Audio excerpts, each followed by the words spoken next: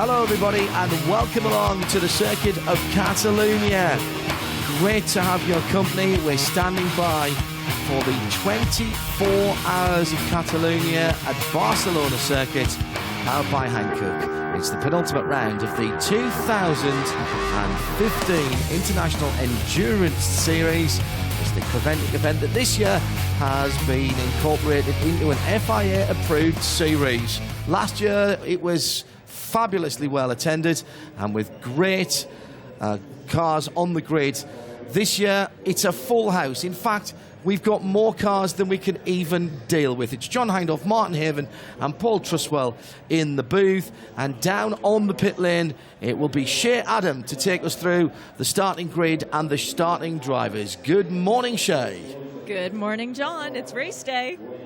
And what a grid we have. 75 cars will be rolling off today, but the lead of those Mercedes-Benz and SLSs, a little bit of confusion last night in qualifying where we thought that maybe they wouldn't be the first one. And then when the traffic comes, that's where the race really starts. And there are 5 drivers in your car, so you get a little bit more of a rest maybe, do you? Yeah, maybe. We'll see. I mean, those guys, they're also willing to do a stint less maybe, so we can keep up with the rest of the field. I think for the win it's going to be very difficult. There are some really strong cars here. It's very competitive. So for us it's the nice thing to stay ahead and stay close if they get in front of us when the teammates get in. We'll look for Ranger to be strong. You'll be starting the car and going into turn 1. I'm looking for you at the end of the race. Thanks, Ranger. As we continue to move down the grid a little bit, the car starting next to Ranger is actually the championship car right now, not the team leaders, but their drivers are very much in the hunt. Michael Kroll, sorry to interrupt, you are very much in this championship hunt, 3rd in points right now. Very important race, but what are you thinking before it gets started? I don't know, it's like every race, we have to see what happens. It's a long race, we are going to the Pro-Am class, so we are a little bit slower than the others. But we hope for the best. You're driving with a very special co-driver in the car as well. Is it your niece? No, it's my daughter, actually. And she is driving both cars, the BMW, it's a bit far behind. So she goes for the Ladies' Cup. And we hope that she will be first or second in the Driver Championship also. What would it mean to stand on the podium with your daughter? Oh, I had the luck 3 or 4 times now. It's real fun. So we had it last week in Zolder 24 hours, so we are used to it and it's a real good thing. And in the other cars also my brother, so it's just a family affair. Why 24-hour races? Because it's a long weekend, and if you go 24 hours you have a lot of driving time. So it's a family sport. In a sprint car you are for yourself, so you can't drive with daughter, brother, niece and uncle. So that's why we go for 24 hours. And this series is the best we have in the moment for amateur class, so that's the way to do it. Who's starting the car? It's Christian Frankenhout. That's a pretty strong shoe to have in there to go up against Mr. van der Zande. Good luck to you, Michael. Thank you. They will have competition in the form of a Porsche and a Ferrari on the next row back, though, and the Ferrari in particular is interesting because Matteo Malicelli gets to drive this one. Beautiful car. Matteo knows how to manhandle a Ferrari. Not seeing him on the grid so far. Maybe he's still getting warmed up. But the car actually has 2 drivers in it who won this race last year. Oh, there's Matteo. I see him over there. Let me just run over and see if I can't grab him for a second. Matteo, and Peter Cox. Hello, Peter. Good to see both of you. Good car, good starting position. You think you can do it today? We hope. We'll see tomorrow at midday. Peter, I'm used to seeing you behind the wheel of Lamborghinis. How is this Ferrari around the circuit? The Ferrari is also a very good car. I mean, we won the race here last year with the Scuderia Para, so I think we are in a good position. And it will be a long race, obviously more cars than last year, so it will be more hectic. And we try to do our best, but it looks good, I think. It's a winning driver combination. You guys have found the victory lane together before. What's it going to take for the 24 hours here at the circuit to Catalonia? Yes, we need a perfect race like last year, without problem. And, with 75, 76 car in the track, it's really dangerous. And we stay out of trouble and we'll see tomorrow. Well, best of luck to you both.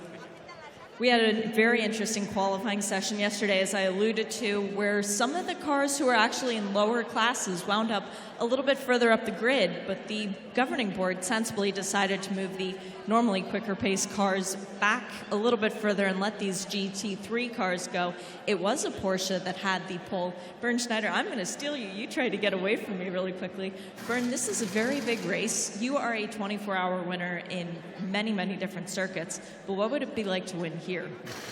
This would be absolutely great, but at the moment we are starting from position 8. It's a long race to go. I think we got a good car and a good driver lineup. We will see. I think 24 hours long, many things can happen. The weather looks good today. Our car was good last night, and we will see how the race goes. It was very good last night. You were P1 at the end of the session. Did that maybe give you a little more confidence since the qualifying didn't go as well? Yeah, we did not work much in qualifying performance, especially in the wet. We nearly made nothing in the car because we expect good weather for the weekend. And we were more concentrating on the race setup, and hopefully it works. Who's going to be starting your car? Kofler going to do the start. I'm second. That's a pretty strong lineup as well. You have 5 drivers in the car. Is that an advantage? Definitely. I think the driver lineups are very, very strong, and I think during the night we're in a good position to gain some places. And yeah, but anyway, everybody looking for the same thing, and hopefully we can finish the race. If we are finished, we have a good chance to be on the podium.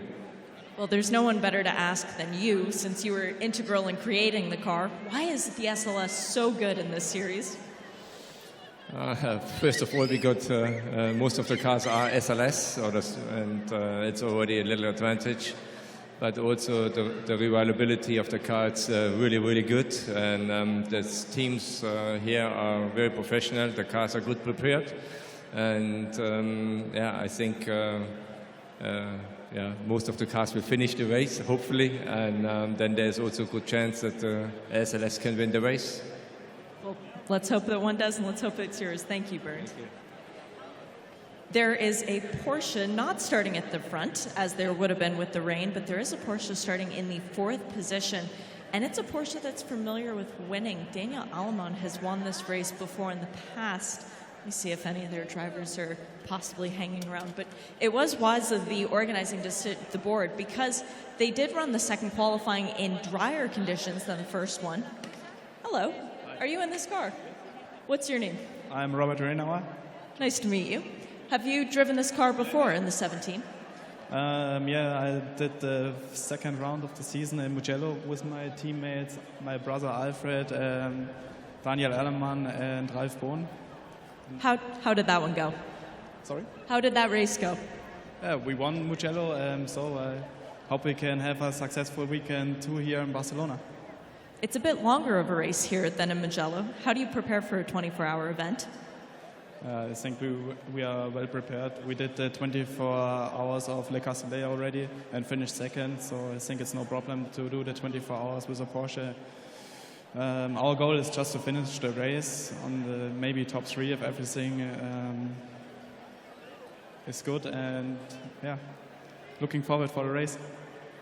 Thank you. You're in the Herbert car. It's a beautiful Porsche, and one of the many classes that's actually in this race this weekend. You'll see a lot of different cars that look very different. They're Seat Leon, Hope cars as we get further back on the grid. That's not because where they qualified, that's just because of where they wound up. As we pass by, actually an interesting car, Ram Racing, they have an opportunity to win a championship today. They can win for the whole year, but they have to win the race first.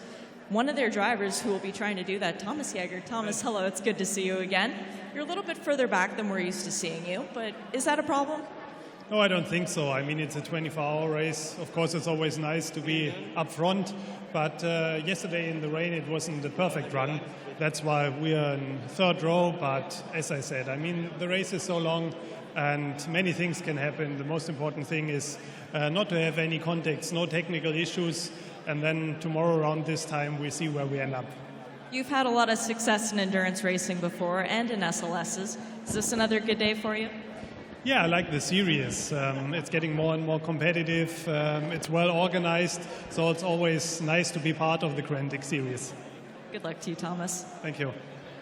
Always a nice guy to chat to. More and more SLSs as we continue back on the grid, but now is when we get towards a little more variety. There are Lamborghinis here, a bright green one right next to a black one, and those two are actually in a brand new class. It's called the SPX class. They were going to be in a class all together with other cars, with competitors, with Audis and Porsches. They were deemed to be a little bit too quick. But that's all right. They get their own class, they get their own chance to win, their own podium. And one of their cars actually last night had to have an engine change. It's not either of these two because it's way back there. An engine change means you move to the back of the grid, unfortunately. But it doesn't seem to matter much because they will still be competing with themselves. Continuing along the grid, the BMW. This is a car to watch. They gave factory support to this car in the form of this name right here, Jens Klingmann. He has raced in 24-hour races all over the world. He is somebody to watch. And the guy whose name's right next to him, Valkenhort, his name is over the door, and he is the team owner. So a very, very strong car. They've won races in the past, and Walkenhorst has actually won this race before in the past as well. So that is somebody to keep an eye on. They're starting a little bit further back as well. They are in the main class, the A6, but they are still very, very good competitors. Do you mind if I interrupt really quick, Mr. Walkenhorst? Very good to see you here on the grid. You've won this race before in class, but an overall win, what would that be like? I don't understand you, sorry. To win this race, Yeah. it is good?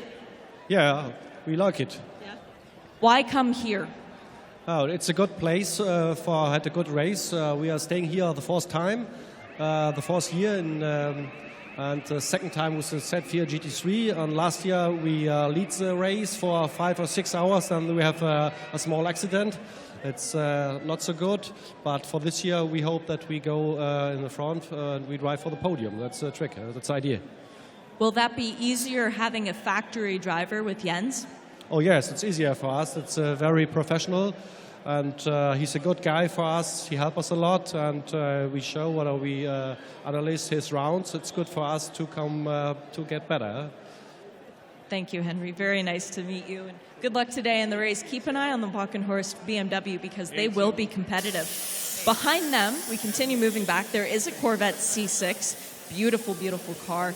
It had a little bit of issues yesterday during the first practice where they actually had a man in the back of the car sitting and trying to fix things, but they did get back out. Pole sitter and SP2, always a good place to start. Then the very brilliant Brazilian flagged Porsche 997 class pole sitter. See, everybody's mixed up. It's brilliant back here. As we see some of their drivers. May I interrupt? Anybody speak English? Yeah, excellent. What's your name? Eduardo. Eduardo, nice to meet you. I'm Shay. Beautiful car, pole sitter. You feeling good about the race today? It's actually our first 24-hour race. I think it's going to be a really good experience. This little guy here, that's the one who made the pole position for us. I don't know, let's have fun. I think that's what we're here for. You're with the DriveX team, and I believe you have some Porsche experience back in Brazil, don't you? Yeah, all of us, we race in the Porsche GT3 Cup in Brazil. Actually, we race against each other. Now we are racing the same car, so it's going to be something new for all of us. How has that helped you to adapt to this new car? Well, the car is the same one that we drive down there, so we didn't feel much difference. The only thing is that this one has ABS, and our car in Brazil doesn't, so it's a little bit easier for us. And who gets to start? No, he gets to start. He's the best. He's the best from all of us, so he gets to start. And probably he will drive a long, long way. Thank you very much. DriveX car, keep an eye on them as well. The 54, it's Ricardo Maurizio who gets to start that car. And as they said, the little one, watch for him. The little ones are usually pretty speedy out there. Behind them, more Porsches. It's an entire class of Porsches, the 997 is. Brilliant, brilliant idea, spec racing, but in the middle of all this, it leads to good battles. There's a Viper on the grid. As we see, there are BMWs as well. There's practically a BMW class. So many brilliant cars. Then you notice my accent is American. We have an American Porsche on the grid as well. We have a very familiar face to people of Radio Le Mans. Joe Foster, good to see you back on the grid. Sorry to interrupt there. I know you're getting ready for all this festivity to kick off. It's a 24-hour race, though. What are you thinking at this point? You don't get to start the car. No, I think it's going to be fun. This is an amazing circuit. It's a lot of cars on a smaller circuit. So, and you kind of compare the Europe and the U.S. Like at Daytona, where they have so many more cars for a certain set track. The traffic here is going to be a much bigger deal than it would be at a place like Le Mans. So it's exciting. It's very busy. Was Le Mans your last 24-hour race? No, I did the 24-hour as Paul Ricard in this series, the last one, and that was also an amazing facility as well. So it's going to be a great race. It rained last night, and during the day we were hoping it was going to rain a little bit today because we're good in the wet. But it's a beautiful day in Spain, so it'll be fun. Beautiful day in Spain, indeed. And Charles Esplanade starting in your car. Good luck, Joe. I'll chat with you later as well. A very good lineup in that car. Charlie Putman, Charles Esplanade. They brought in... there's Joe Foster, but they brought in Dave Russell as well. That was a bit of a last-minute deal. Jade Edwards, I'm going to come in and chat with you for a second. You're back with the Mark Cars Australia. Beautiful, beautiful machinery. What's it like to drive these things? It's absolutely brilliant to drive. Really enjoying it. It's obviously my first time in it this weekend, so I didn't quite know what to expect.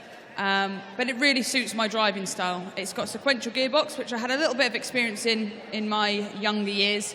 And I always suited it, absolutely loved it. And the car is something that I've always dreamed of driving. It's a little bit like a touring car, which I've grown up around, and the power behind it and stuff like that, it's just really brilliant. What was it like driving at night for the first time? I said on social media that actually it was the most fun I've had in a car that was legal. It was like being on someone's private land and driving your car as fast as you could, and you shouldn't really have been there. It was my first proper experience driving at night, and I absolutely loved it. I couldn't stop grinning once I got out of the car, and it took me a while to calm down. It was brilliant fun. That's brilliant. And the 92 Fiat-powered steering wheel's on the proper side for you, at least, because these cars came all the way from Australia. Talk a little bit about the team. The team are brilliant. I met them a little bit earlier on in the year when they did the Brick Car 24-hour. So I got to make friends with them there and learn that they're a brilliant team to be part of. You know, they've got a great mindset to how to do a 24-hour. They're not looking for you to be the fastest driver. All their drivers want to be the fastest driver, but they're trying to rein us all in. They know how to win a 24-hour race, and that's their outset. So they've got 3 cars today. We're working very much as a team, and we're looking to finish strong. 2 questions. Are we going to see you in more of these events, and who gets to start? So we've got Peter Lima starting. He's very experienced with these races, done lots of endurance stuff, so it was a no-brainer to put him in first. And for me, I'd love to be back here. You know, I'm not sure about Renault, but I'm going to give it a try, and if not, hopefully next year we're going to pick and choose some of the rounds and show what we can do. Brilliant. Best of luck to you. And Peter Lemus, she mentioned there briefly, he's the points leader overall right now. So they entered him in not 1, but 2 cars, just in case something happens. His other car is a little bit back on the grid. It is this one right here, the 91. He'll be in both just in case. They don't want to take a chance of something going wrong with one of the cars and then that points lead evaporating. Getting a little bit further back on the grid, but no lack of talent back here as we find the car that was actually on pole from qualifying. It's Alex Osborne, James May, and Paul May. No, not that James May, different James May. SP3 pole sitter, just putting on his helmet right now. That's all right, you can leave it on. I can put the mic up under. It's pressure time, go time now. It was pole, it was all the way at the front, but it's a little bit further back now. How does that mess with your mentality? Well, it's not too bad. We are where we are with all the other cars, so I think we just keep out of trouble, keep it nice and clean, and just keep looking forward. That's what we're going to do. So what's the biggest thought going into turn 1? Because now you're back here, you got to try and stay clean. Well, first thought is to keep out of trouble. There's so many cars, lots of different cars coming around, so if we can stay out of trouble, keep it clean, keep the pace good, and just look after the car. Best of luck to you. Very good qualifying session that we saw as things are starting to clear off on the grid now. I think we'll let the guys maybe back up, and it's all the way back.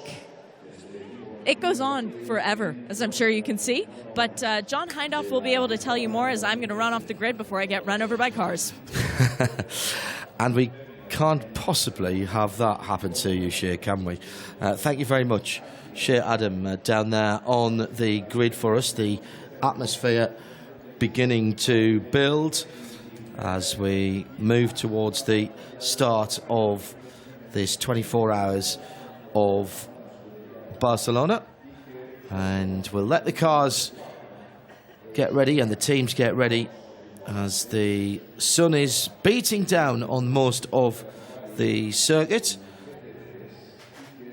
Martin Haven, myself and Paul Truswell will take you through the opening stint of this race, which can be followed along at www.24hseries.com and radiolemans.com for the whole event, and of course Motors TV dropping in to see us as well. And we'll be back with the race start in just a moment.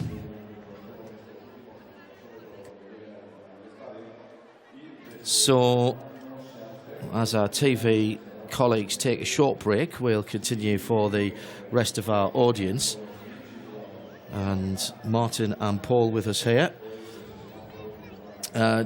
Just a quick note, Paul, about the stint lengths here, because it's going to become quite important, and also the refuelling, how things happen with refuelling.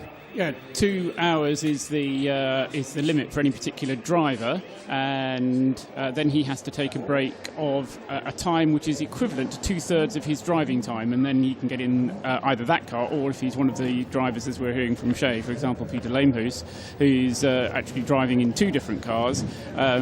He could get into a different car. Refuelling, as John was saying, rather different from in many endurance races, but not as far as Creventic Series races, the International Endurance Series races.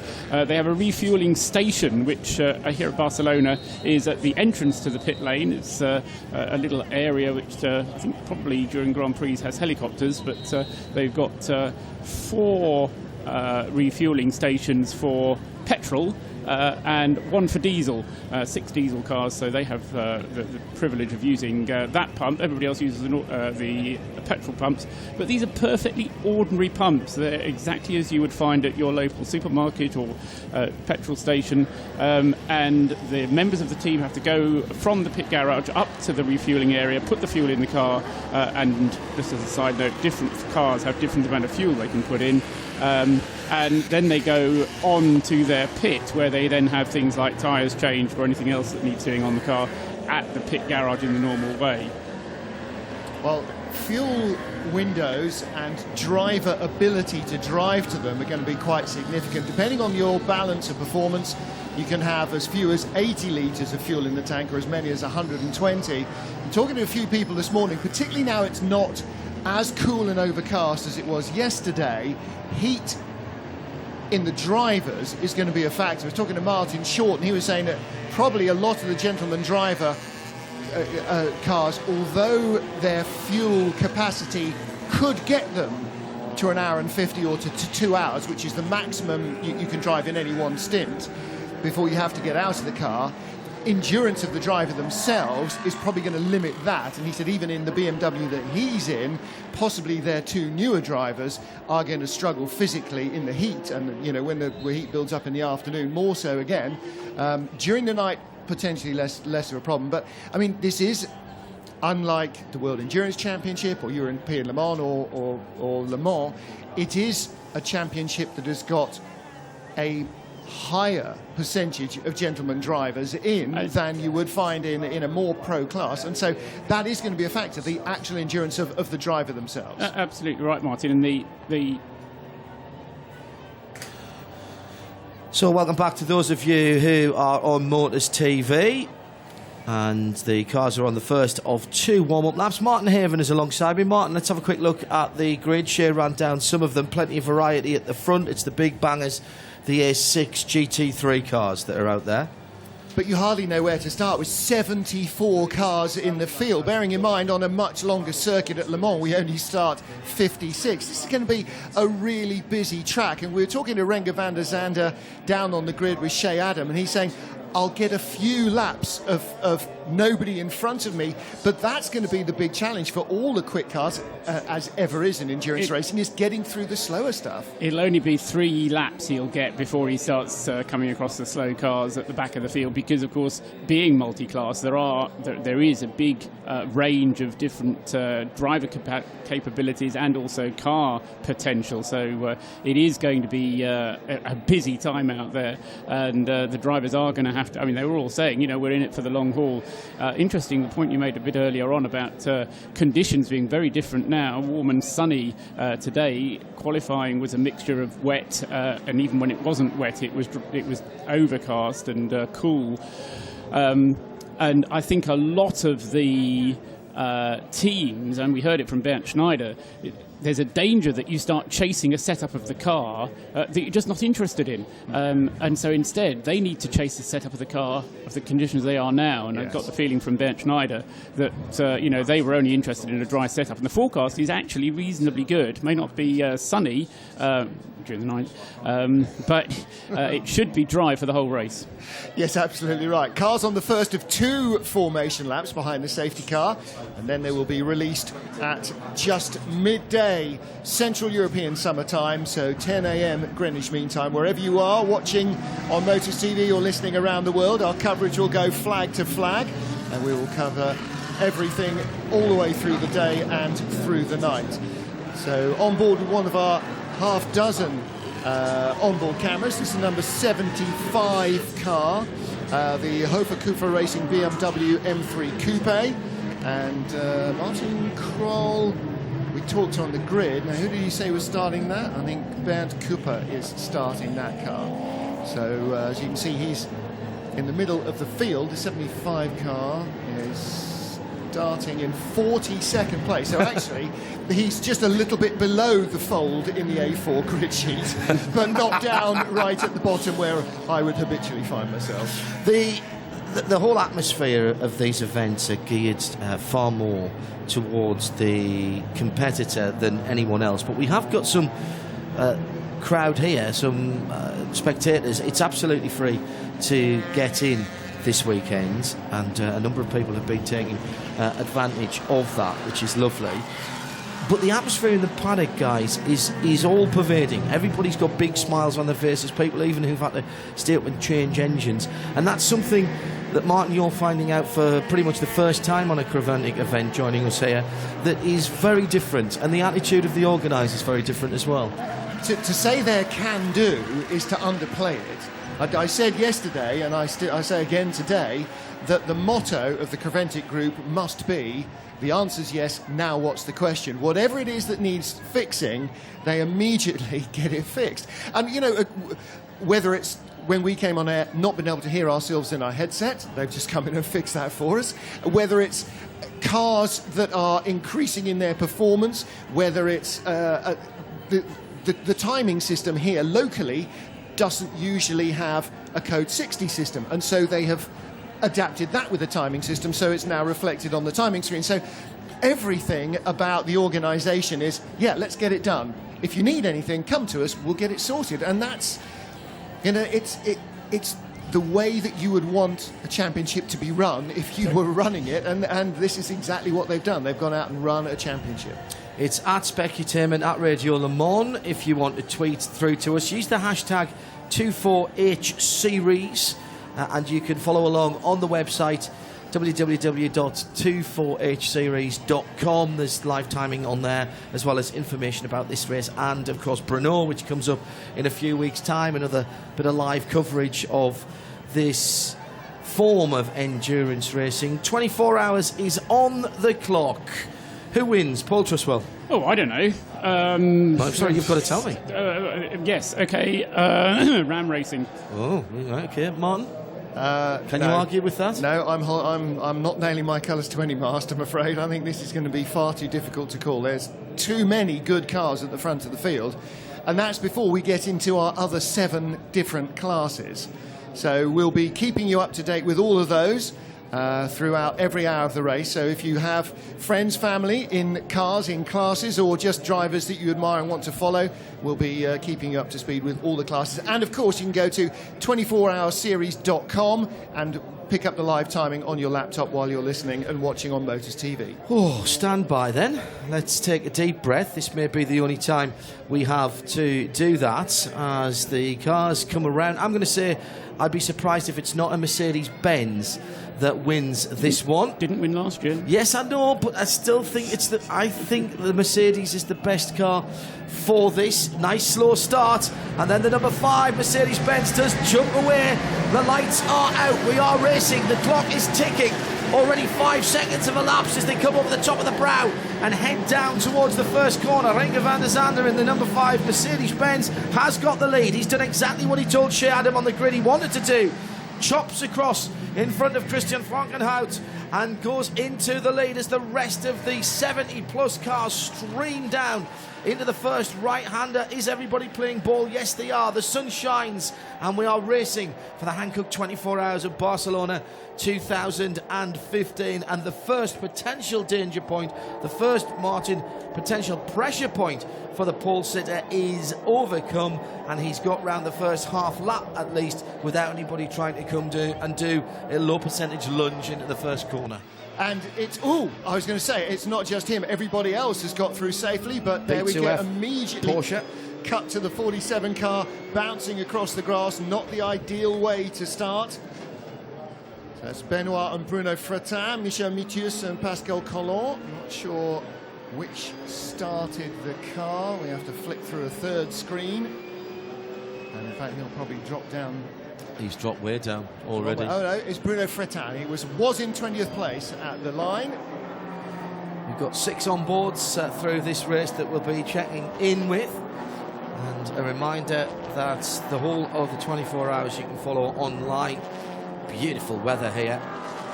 We're going to let themselves sort themselves out for just a wee bit. This circuit really lends itself to, certainly the first part of the circuit really lends itself to this endurance form of racing. Bit of a traffic jam in the midfield as the touring class cars come round for the first time into the stadium section at the end of the lap. Now that, in fairness, is a bit kart trackish. 10, 11 through to 14, 15 and 16 as Peter Cox looking for second position at the moment in the Ferrari down driver's right and makes that one.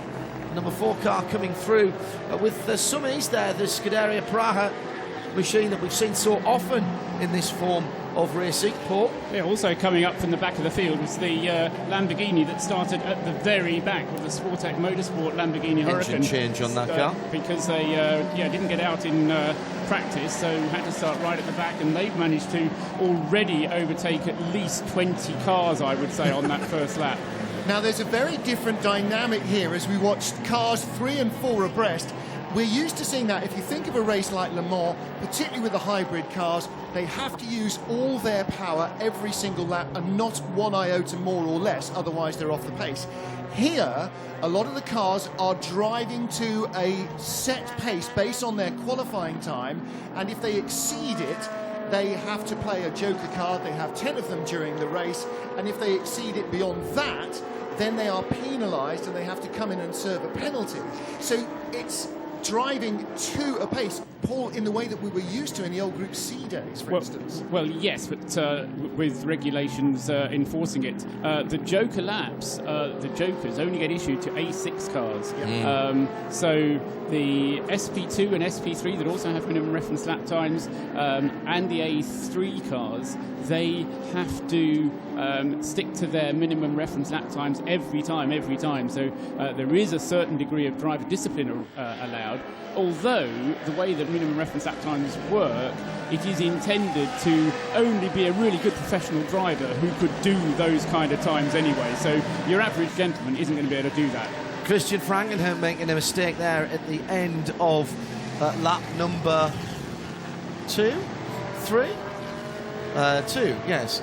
And drifting wide, dropping down a couple of positions now, crosses the line in 6th. It's Renger van der Zande for Mercedes-Benz, Peter Cox for Ferrari, Thomas Jaeger for Ram Racing's number 30. Can win the championship in A6 this weekend. If they win, it doesn't matter what anybody else does. If they don't win, then we have to get the slide rule out. It's the Renault Porsche, there's number 7, Herbuth Racing car in 4th position. Then Lance David Arnold, the 33 Mercedes-Benz in 5th. Then Pavlovich in the 21 car in 6th position, and Frankenhout is going massively backwards. Is there a problem for the 10 car? One of the pre-race favourites, absolutely. The Hofer Racing guys know how to win. This is not expected. Well, he's dropped from 3rd at the end of lap 1 to 10th place and still sinking down the order. So, yeah, Frankenhout definitely with a problem. The Ram Racing car, Thomas Jaeger starting that in 3rd place, but he's being pursued by Renauer in the Porsche, and Lance David Arnold, former Porsche driver, factory junior driver in the Mercedes. Milos Pavlovich, 21, that's the first of the Lamborghini Huracans, and Pavlovich has got the bit between his teeth as well. He's 2 or 3, 5 or 6, let's say, car lengths back from Lance David Arnold. The reason why Frankenhout is dropping back is that he's in a time limited car. He can only do 1 minute 55s because they've chosen in the Hofer Racing 2 Mercedes to run with less weight. They get 50 kilograms weight break. They can refuel as much as they want on every fuel, but their minimum lap time is a 1:55, so he can't afford to go at the pace that everybody else is going. If he is going at under 1:55, he's already breaking jokers. 54.8, he's already used to joker. Yeah, the last lap was a 55.1, that's a 54.8 he's done, as you say, Paul, under that. Drag racing fans, it's like bracket racing. You set your time in qualifying or in practice, and to stop people sandbagging and then going quicker, there's a penalty for exceeding that time. Fastest lap of the race has just come from Peter Cox in 2nd place, a 1:50.349. That's the fastest. 1:50.0 is the absolute fastest they're allowed to go, beyond which there will be a penalty. But he's closing on Renger van der Zande, and he's now within a second of the race leader. Race leader still with no cars in front of him. Paul shaking his head. I think the A6 cars are free here at the front of the field. But that, I think, isn't that as quick as we've seen anybody go this week? Yeah, it is. Yeah, there's even in the private test sessions, there are 3 A6 cars, just for clarity, that are restricted on their lap times. Those are numbers 10, 27 and 29. The 27 is the second of the car collection motorsport Mercedes, and the 29 is the Audi R8.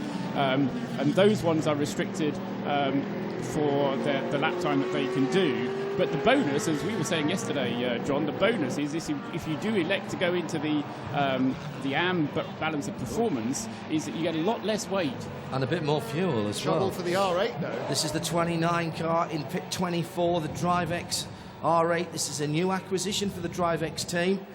And this is bad news for guys who had high hopes.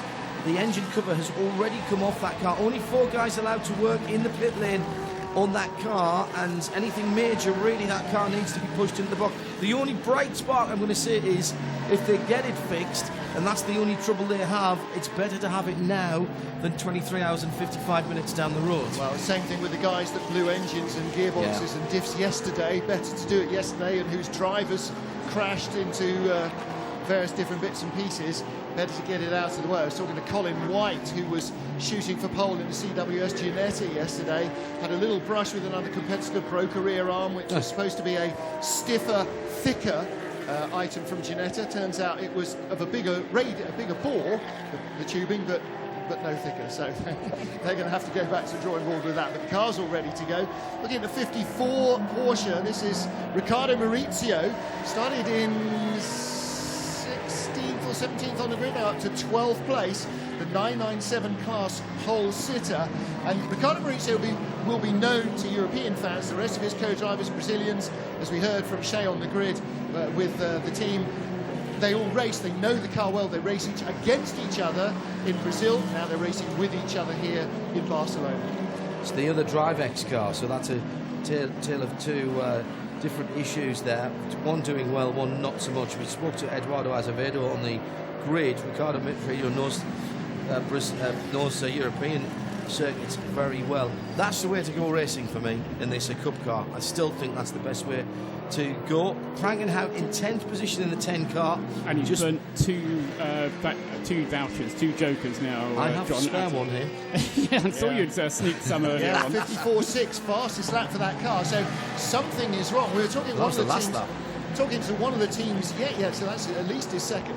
Talking to one of the teams yesterday, or the organised about one of the teams in the last race, where they had a radio problem talking to the driver, and he did 8 consecutive laps below the bogey time and was just throwing away joker cards without even realising. Oh, problem for the 75 BMW. Now that this is car had a problem on the grid. They were underneath it as well, John, weren't they? So I wonder if that's related. It's the Hofer Cooper racing car. It's one of the venerable E46 M3 coupes, an A5 favourite, and the car at the moment seems to be without any power. The dashboard is not lit up. The driver with his finger both on the starter and on the radio button trying to speak to the pit lane, and it's dropping down through the field. The numbers on the side flashing as he tries to get the car restarted, already down in the 50s. This is at the very start of the lap that they are on at the moment. The yellow flags are going, still no caution, and remember, we shouldn't really see a safety car here. The Creventic event, the FIA International Endurance Series, runs with code 60, one of the first international series to come from to adopt that idea. We'll watch this, and we'll nip down to Shea Adam for the other major story early on. The 29 Audi in the pits early. Here's William Paul with Shea. The 29 Audi was in early. It's a brand new car for the DriveX team. But what was the problem, William?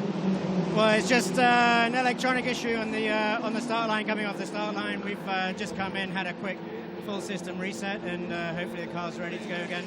So keep an eye on the lap times now, these next couple of laps, and just keep an eye on that. It's a rare thing to be the only Audi in an endurance race, but what's it been like for you guys so far? Well, so far we've had a fault-free weekend, so we're hoping that we get back on the right track, and really expect it to kick off from here on in. Fingers crossed. Thanks. Thanks very much. Thank you. Shea Adam down in the pit lane. Joe Bradley will be our second pit lane commentator a bit later on in the piece. Meantime, the 75 car hasn't moved, but the number 4, Peter Cox, in traffic, has dropped away a little bit though from the leader.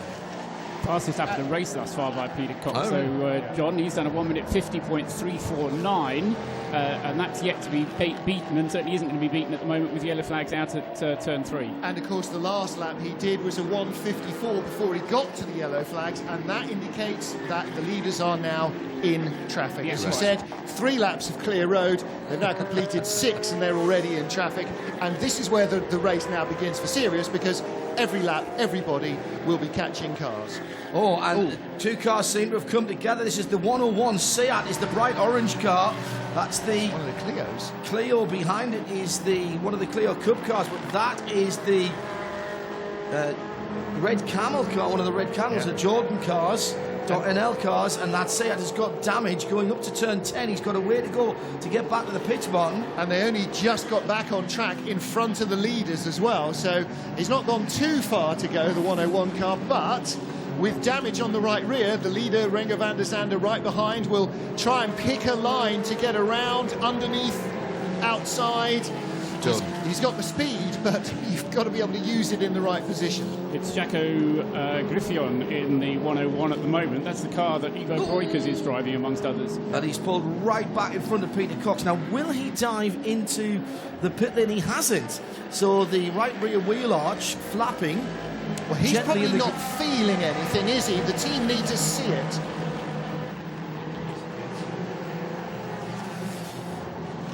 He's going to be coming in next time by, we hear from the pit lane.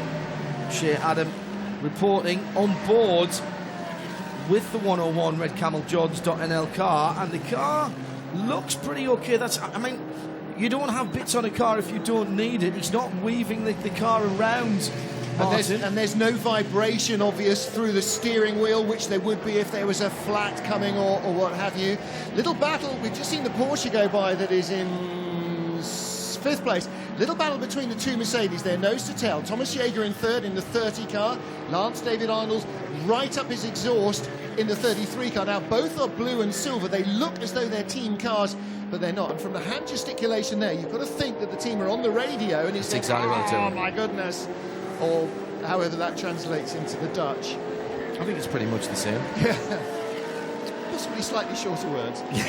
But, yeah, the team are ready for him. They've seen the damage, which clearly he's not picking up in the mirrors, but I expect he'll be pulling in fairly soon. You don't want to go for 2 hours after a biff like that. And 2 hours is the maximum that you can go on a stint for one driver. I don't think there's any structural damage there. It looks just to be the right rear wheel arch paddle shift on this new version of the very popular Seat single make racer, the Super Cobra. In fact, there's an older version of the car right ahead of him, the bright red machine, as he is passed by one of the Lamborghinis. That's the flat black machine. That's Milos Pavlovic, the 21 car.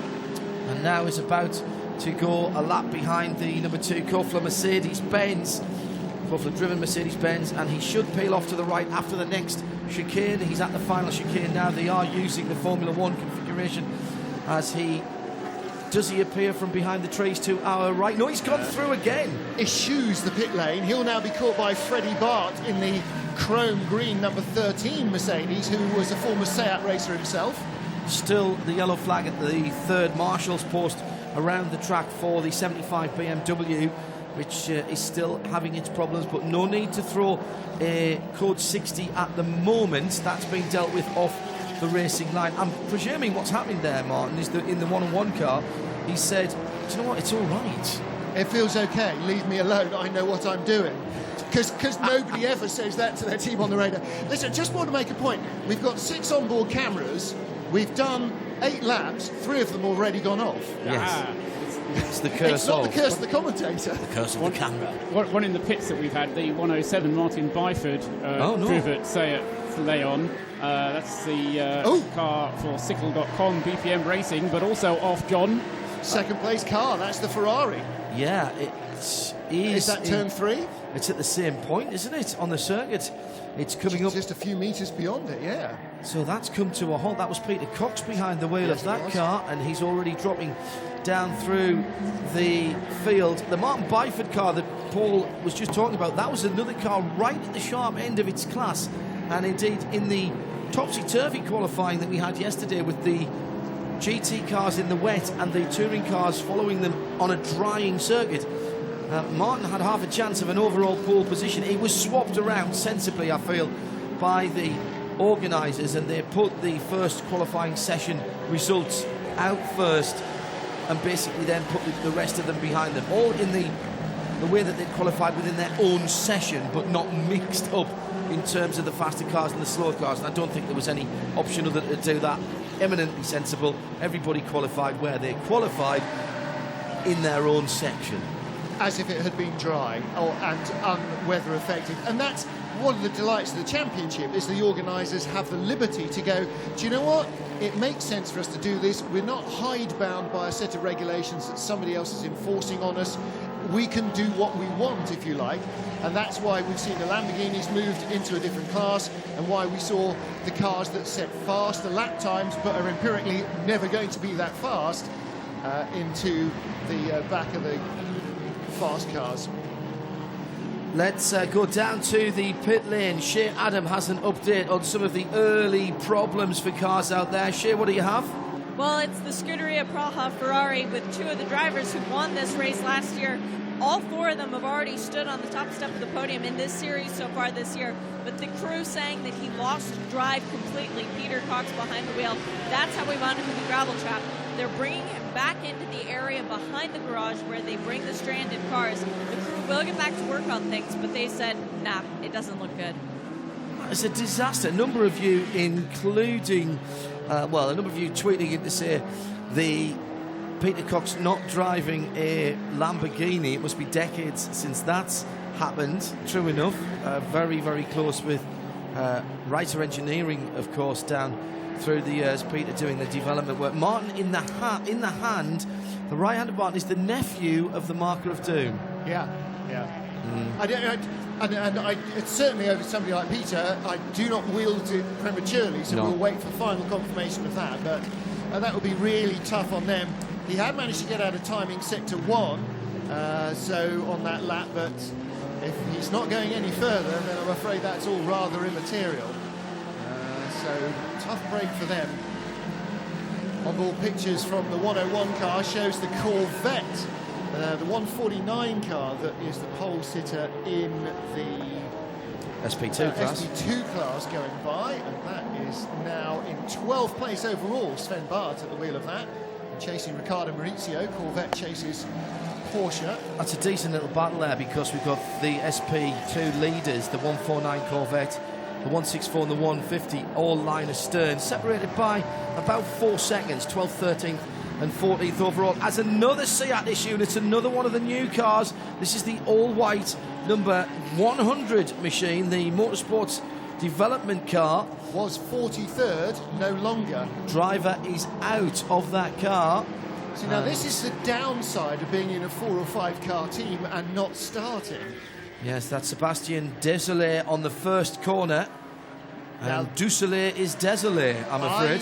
That's brake failure, isn't it? No, I think there was contact. There was 2 cars going by, the green Huracan and another Seat tucked up behind it. I don't think he had contact from Freddie Bart in the green Lamborghini, but the Seat behind might have been the 101. Even though that's happened, we've now got green flag over at turn 3. So we had green for a little while, but now we've got yellows at turn 1. That's where that happened. Pristine on the right-hand side of that car, but maybe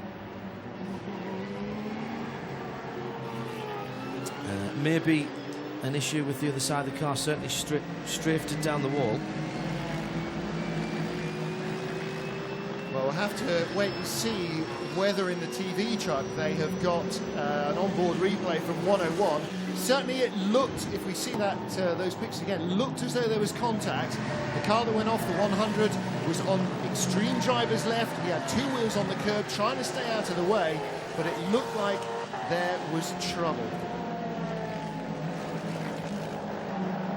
Meanwhile, leader Renger van der Zande continues to set 155 laps. Thomas Jaeger, Lance David Arnold behind are closing in. They're now within a second. Visual contact of the leader. In fact, that's down to about half a second halfway round the lap. Van der Zande in the number 5 car. 30, Thomas Jaeger behind, blue and silver. 33, Lance David Arnold behind him, blue and silver.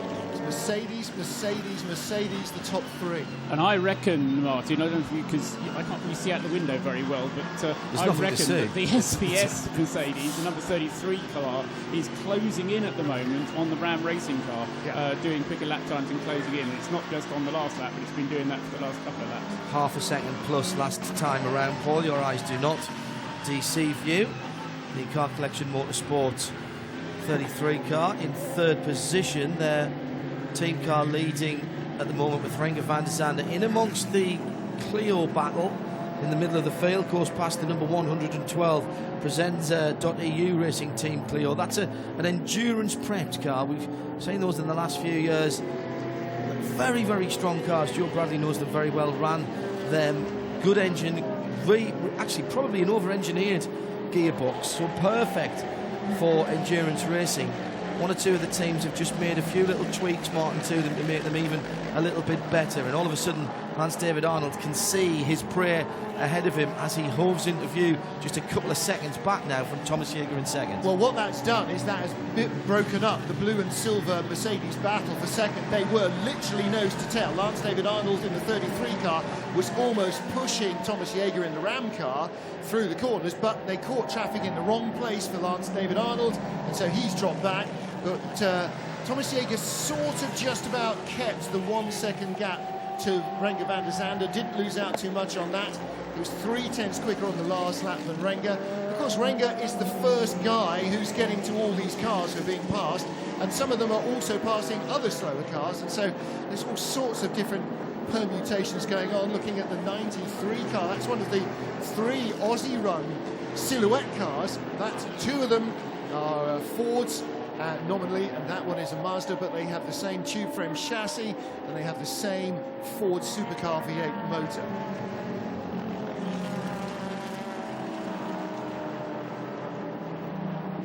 It's the Hankook Pads 24 Hours of Barcelona. Hello there, John Hindhoff with Martin Haven and Paul Truswell in the booth. Shea Adam down in a pit lane that's been rather too busy for some of the teams liking in the early part of this race. We're not really expecting pit stops till well after the first hour for the big cars and closer to hour 2 for the second. So run down some of the class positions for you as we still have that yellow flag at position number 1, Marshall post number 1. A6 obviously is the leader, that's the GT3 class effectively. Renger van der Zande from pole position, or at least from the front row of the grid, didn't have the fastest time, but you know all about that now, so we'll just carry on. So the 5-car Mercedes-Benz leads by 2.7 seconds from the 33 of from the 30 Ram Racing Mercedes-Benz of Thomas Jäger in second, and making it Noel Benz top 3. Lance David Arnold is another second and a half further back. In SPX, it's the 3 Lamborghinis, the best of them, the 21 car in 6th position, Pavlovich at the wheel of that car. It's Freddie Barth at the wheel of the 13, the Matt Black car, and he is some 3 or 4 seconds further back down the road. And a decent battle actually from 4th down to about 8th or 9th overall. In the 997 class, Riccardo Maurizio has the 54 Porsche at the head of the field in 11th, and just going down through to, where's our A3T leader?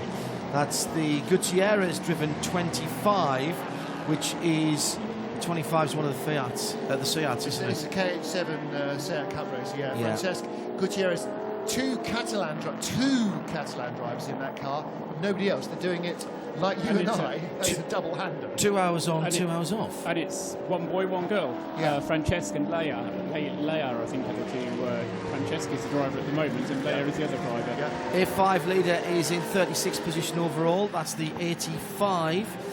It's Kevin Clark, isn't it? Yes. Who is behind the Intersport Racing BMW wheel that he shares with Ryan Lindsay, Fiona James, and Simon Atkinson. All English crew for that. Simon Atkinson usually races a Lamborghini Gallardo in the Dutch Supercar Challenge. So this is a different kind of piece of kit for him to get used to as well.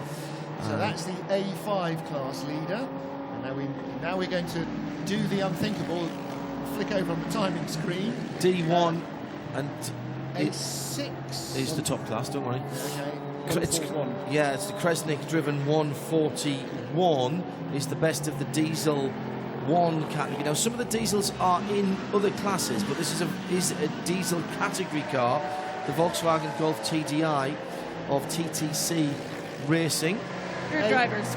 A2 Milan competition, the Michel Vaillant. I've got one of the drivers from the car 100. Driven by Carlos Antonio Jeremy. Tavares, the head of Peugeot Motorsport, as we see Standing the number 33. It's Lance David Arnold facing the wrong way in turn 1. Spinning out in turn 1, and we can go down to the pit lane with Shea Adam. One of the drivers from the number 100, Joni, you're in 2 cars, which is the good news, but what happened to your car out there? Maybe I think I see on the under the right the Corvette push and bump our car, and this car go directly in the wall. Is that day over? Maybe, I don't know, we're waiting for the car, but I think we have the big damage. But you still have another car, yes? The other car, it's a 111, and now it's in a good place. Good luck in that one. Okay, thank you. Thank you, Shea Adam down there in the pit. So the Corvette, we think, may have been involved with that, with a little push early in the braking area. I think that is what was being intimated. Thank you, Shea, working hard on the pit wall. Now, Martin Byford in 107, who was 7 laps behind and 73rd on the timing screen, appears to be moving again. Excellent. That's the 107 car that did so well in qualifying yesterday. The SICL, the Sickle.com BPM Racing Seat Leon Cup racer, Ash Woodman, Sven van Leer and Melroy Heemskerk. Had 11 minutes in the pits there, and the only other pit stop that we've had since was the number 71, the Saul Rensport BMW, which came in and then went again in 30 seconds. So that might have just been a quick stop. Stefan, sorry, Paul. No, for the number 31 car. Damage, 71, sorry. Damage to the front of the BMW, and we've got a code 60 flag out. Code 60 flag is out down towards turn 1. There's overtaking going on here. Guys have got to be very, very heads up, and that white Mercedes-Benz going down to turn number 1 has overtaken the BMW. That will have to be put right. The code 60 flag was definitely out quite a long time before that. And one of the Porsches as well picked up a place ahead of the Michel Vaillant car. We've got trouble down at corner 15, which is the last Nadgery bit of the very Nadgery chicane, as well as at corner 1. Now the deal here, for those of you that aren't familiar with Code 60, is essentially it's a pit lane speed limiter button. Everybody hits it, and what it does is it freezes the positions relative to everybody else. And here's someone making a very quick stop early, the 170 Aston Martin into the fuel station, and it really is a fuel station. The only thing missing is someone popping out to saying, would you like your windscreen clean, sir? Yeah. It's got to be members of the team, fully suited and booted. Yeah, and driver can't do it himself. He's got to stay in the car, belted in, suited, closed, everything as you might expect.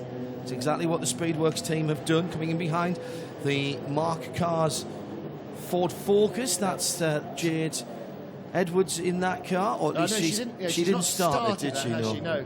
Hal Pruitt in that car. He's in 2 different cars because he's chasing championship points. It was Peter Lemus who started that car, wasn't it? And Jade will be driving that later during the event. It's the 86 BMW that has gone off. Is turn 3 again? No, that's the final corner. That's the exit of corner 15, isn't it? And that 86 car is being picked up at the moment. It's the LD Racing car, and that was in a dangerous position. So the Snatch tractor is into action earlier on. Let's go down to Shea Adam in the pits for more news. The 138 VW is in the garage, back in, but the telltale sign, John, as Joe Bradley would say, a clue. There was a lot of gravel that came out of the front bumper of the car as they pushed it back. Mechanics are now working on the drive. I think they're trying to get all the stones out. The front bumper is actually loose. It did have contact. That was Lucas Orrick behind the wheel of the car when it came into the garage. I'm going to try and find him and find out what happened. Thank you, Shea. Well, I can see the other team members down on the pit apron with brooms. That's always a telltale sign of what's gone on as well. You don't usually sweep up a broken gearbox, but you do usually sweep up after a return from the gravel trap. So whilst that clear-up goes on, everyone else is still circulating unless you want to come into the pit lane. And another point to make, John, is because there's not a safety car train, pit exit remains open as well as pit entry. So you have a through flow of cars rather than a big block up behind. So there's all sorts of clever, logical thinking going on behind this Code 60. The tricky thing is that the speed limiter that you just described, you have to keep that on when you come out of the pit lane as well. Yes. Let's go down to Shea in the pit lane. Lucas Orrick, it was your car that came in and left a few stones behind, so I'm guessing you had an off. What happened out there? So yeah, basically we were down on power from the start. The car wasn't working right, you could tell. Yesterday we were breezing past cars in a straight line. Today we were just getting left. As a result of that, it came off one of the corners quite slow, and I think the car behind was a little bit overambitious, could see that we were struggling, and decided for a last-minute move into a corner where you shouldn't really be overtaking, to be honest, unless it's blatantly obvious, and it wasn't.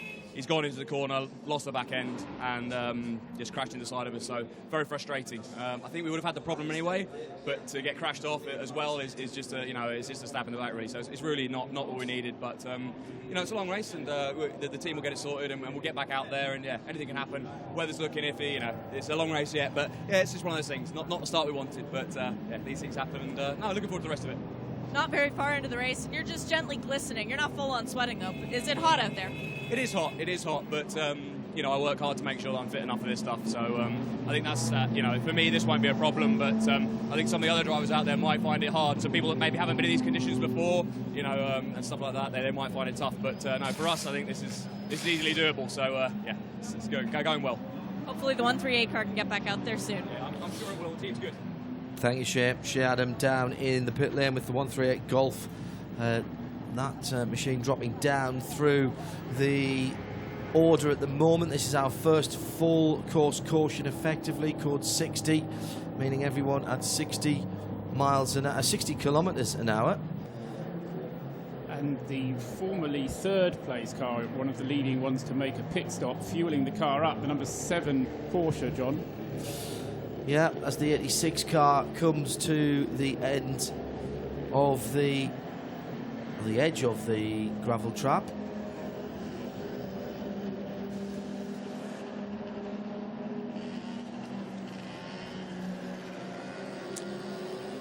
Just wonder if there's some more damage to that car than we can actually see. It's resisting efforts to drag it through Yeah, the gravel, really quite exactly. noticeable, isn't it? I mean, we're seeing the right-hand side of it, and the front right-hand quarter looks okay, the rear looks okay, the left could be missing from the viewpoint we've got from the inside of the corner.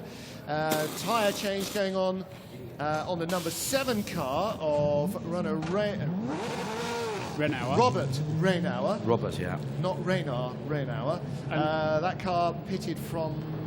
He was in third when he pitted, yeah. And another of the leading runners which has pitted, Martin, is the number 33 Mercedes-Benz SLS, which was also, that's the SPS Automotive car that pitted effectively out of third place as well, because it inherited third place when the Porsche came in. But then he also spun out, didn't he? So he spun out of third place. We saw Lance David Arnold spinning the car. Now damage on this BMW. This is the BMW I noticed earlier on, just before the Code 60 came out. Now, CSI Catalan says to me that as that was going down to turn 1, I wonder if this is the Valkenhurst car, by the way, that Shea spoke to them at the very start. I wonder if they had contact with the rear of the 86 BMW in the slowing down area before the nudgy bit at the end of the lap. Damage on that BMW is sort of left front corner around to the grille, so that could well be the case. That damage was rather high up, though, John. I'm not sure if the back of the BMW would cause that. It's more pushed in the front of the grille, but the crew sent him back out. They just put a little bit of tape on the front and said, get back out there. We don't want to lose too many laps. Well, if it's not leaking, if it ain't broke, don't waste time trying to fix it. Trust me, that's well, it's not going to buff out in a hurry, that's for sure. Renger van der Zande is our race leader. We are under a Code 60 full course caution. Thomas Jaeger in second place. Mercedes, Lamborghini Huracan in third place of Milos Pavlovic. Now, of course, this is being slightly adapted as drivers are making pit stops, either forced or unforced, during this Code 60 period. Be interesting actually to chat to a driver about sitting in the car with your finger on the limiter. 60 kilometers an hour, barely, urban speed in a race car that is hot, very hot indeed, especially some of these big front engine cars. You're sitting there with this furnace throwing heat into the cockpit. It must be very hard indeed to maintain concentration behind under Code 60 situation.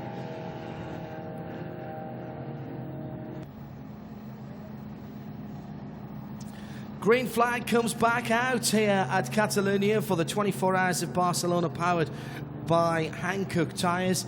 It's the penultimate round of the...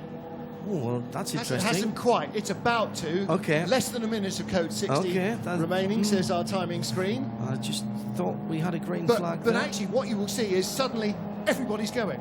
And that's the beauty of it. You don't get released gradually from behind the safety car. It's like the lights went off on the grid and suddenly everybody goes from 60 to as fast as it'll do. International Endurance Series powered by Hankook tyres. Hello there, it's John Hindhaugh, Martin Haven and Paul Truswell with Shea Adam down in the pits. Change of leader. Renger van der Zande brought the number 5 Mercedes onto pit road, which means that Thomas Jaeger now leads for the first time in the number 30 car. This is interesting. Just as it's about to go back green, they're going to come in and top that car off and send him. How long have we had? Well, he's had... I'm assuming he stopped in the fuel stop. I can see him on the pit apron. He's having tyres. He's had left front and right rear. No left rear went on. Interesting. Are you sure? Yeah. There's a tyre at the left rear. There is a tyre there. Well, maybe I didn't see it in time. Maybe he has had all 4. That's very interesting. This less than a minute of Code 60 has definitely been going on for more than a couple of minutes now. No, it hasn't. It hasn't. It's coming round. Car Collection Motorsport number 5 then. This is the car that led from the front row of the grid. I'm reluctant to call it pole position because he didn't set the fastest time in qualifying. He started from the first position on the grid, and Renger van der Zande has not got out of that car. He'll come out down the field, but into a bit of clear air. And now, of course, topped up as the green flag waves. That is perfect timing for Car Collection Motorsport. They have done an absolute storming job. Literally, as van der Zande came back on to the circuit, which we went back to green, although I think on the final corner, if I lean forward and stand on tiptoes, I might still be able to see the yellow flag that is there for presumably the tractor getting back to its position after the 89 BMW had gone off there. We think possibly from contact with the Valkenhorst BMW, which is not as it came out of Munich, is it? No, the slightly truncated Henry Valkenhorst BMW. With in behind the... Was it Henry that started, or was it... no, it wasn't. No, it was Klinsmann. Jens Klinsmann, yeah. Klingman. Yeah, I'm going to say Klinsmann at some stage. I'm not sure what that's doing for the aero. It's rather snub-nosed. It's doing cool for the aero. It's doing nothing at all, is it? He's getting no flies on the screen, though, which is nice. Well, that's They're being pushed because above the top. Seriously, though, you have to worry that eventually that gaffer is not going to hold and he's going to get the hood flapping up onto the screen. Which way does the hood go on those? I'm not sure if it opens... Well, if it hinges from the front, they're in trouble. Now then... They'll never get it open. They're going to have to take a windy gun to get it off. Emerging onto pit road from the rescue car area down below us is the number 4 Ferrari, the only Ferrari in the field. So heading back in, Peter Cox has come in on the flatbed. I'm not sure that he's even in the car. Somebody is, because they're steering it. The team are pushing it disconsolately to the garage. Now remember, this is the car that was right up to the sharp end of the field, but had a gearbox issue in the opening laps and has been brought back. They are not confident at all that this car can be repaired, and this would be really, really bad news for the guys in such early days. It's dropped down to 73rd position. It was on lap 9. Yeah. Lap 9 when it went out. Yeah. Fastest car in the race, set the fastest lap on lap 3, was in second place when the car stopped. Unexpectedly, well, certainly unexpectedly from us, there was no outward signs, and I'm sure for Peter Cox, he was busy flicking up and down the gearbox, and then it went either into locked up or into a box full of neutrals. Either way, not exactly enticing. So let's just give you a quick overview of what's happening with a pit stop then for the car that started on the front row of the grid. The 5 Mercedes-Benz has dropped down to 6th position, but has that first pit stop, and of course that means that they've got 40 minutes of fuel more than anybody else. They didn't even have to probably use their full fuel allowance, Paul, when they stopped, so they'll be topped back up to absolutely full now. Did a tyre change. That just extends their fuel window and probably puts Renger van der Zande in somewhere pretty close to his 2-hour maximum. That's well, in fact, he'll be way over his 2-hour maximum. It's going to be the driver change which brings him into the pits for the next stop. The thing which is hard from our point of view to keep on top of is because the tanks on the cars actually will hold 120 litres, but they're only allowed to put 100 in at any stop, a maximum of 100 litres in at any stop. It does mean that some of the stops are shorter, but they're getting the car topped up, which is what you want, John. Second place car is the Lamborghini, the newly classified SPX. Was in SP2, but frankly just too quick for that, and seemingly that was a good decision by the organisers because it sits in second position at the moment and is lapping faster than the leader, but the quickest car last time around was the 3rd place number 2 HP Racing Mercedes-Benz with a 54.9. Now this is going to ebb and flow, Martin, in the traffic, but I'm very impressed by these Huracan Super Trofeo cars. I commentate on them in the States where there's a full grid of them and some Gallardos thrown in for good luck. Effectively that's a GT3 car in all but name, isn't it? When we see the GT3 Huracan, it's not going to look very much different. Well, and that's why it's not in the same class as, for instance, Mercedes SLSs around it and the Ferrari and so on, because it's not quite yet, except it's a GT3 car, in the same reason that it's not quite in the A6 class. It's a little too fast for SP2, so it's falling between those two stools, but it's moving up towards A6, and I imagine by the time they have more development and it arrives at maybe even at Renault, it will be classified again by the organisers as an A6 car. And in point of fact, it doesn't matter to them because they weren't looking to win SP2. These are cars that have genuine pace enough to take the victory overall, I think. Yeah, and that's the whole thing, you know, whatever class you're in, if you're in one of those 2 or 3 categories right at the sharp end, class victory is nice and secondary. What you want to do is be on the podium and effectively, if you can, be on the top step of the podium. That's certainly where Ram Racing hope to be. Current leaders of the race with Thomas Jaeger in the number 30 Mercedes, Milos Pavlovic in the number 21 Lamborghini Huracan, the Serbian driver, ex-single-seater race, raced in World Series by Renault, GP2, a whole bunch of other top-flight single-seater categories. He lies second. Reinhard Koerfler in third place, number 2 HP Racing Mercedes. And Reinhard is one of 5 drivers in that car, including Bernd Schneider, Mercedes Diane, of course, and Harry Procek, who we've seen a lot of times with Jeroen Bleekemolen in Lamborghinis, winning races. 75 BMW is back out. This was the car that had some fettling going on very late on the grid. The Hofer Kuiper Racing BMW E46, the blue and bright green machine. It lost laps, remember, at turn 3, being stalled over there, but is now back underway. Well, Shay spoke to Martin Kroll on the grid. I wonder if she can catch up with Martin or Chantal. Yeah, it is. It's an A5 car, of course. They were under the car on the grid, and then it kind of basically stopped as soon as the race got underway. So there's clearly a tale of woe in there somewhere, and if we can catch up with it. In fact, going by him is the number 149. No, that's the Corvette. It's the 178. Ginetta, the pole sitter in its class. 143, that's what it is. Through was the CWS car as well. That was the black car going by. Nice to see Colin White out again. A nicer man you would struggle to meet. Yeah, and the number 4 car changing the gearbox. So effectively they're not going to win the race now, but completing the race and getting full points and so on is now definitely on the card. Plus, you're half an hour into a 24-hour race, you've been waiting a week to do it. You're not going to let the car give up on you this early. And you're still going to have a proper race once you get the gearbox repaired, assuming that it doesn't then happen again. Of course, there is the question of points, and because the series now has points attached to it, and that's why that BMW's plight is even more drastic for it, the number 75 car. That leads the rankings in the A5 class and is fairly high in the overall standings as well, because there are awards not only per class but also for the overall highest point scorer. So they can come from any class. Which can come from any class. It's kind of like the Touring Car Championship used to be many years ago.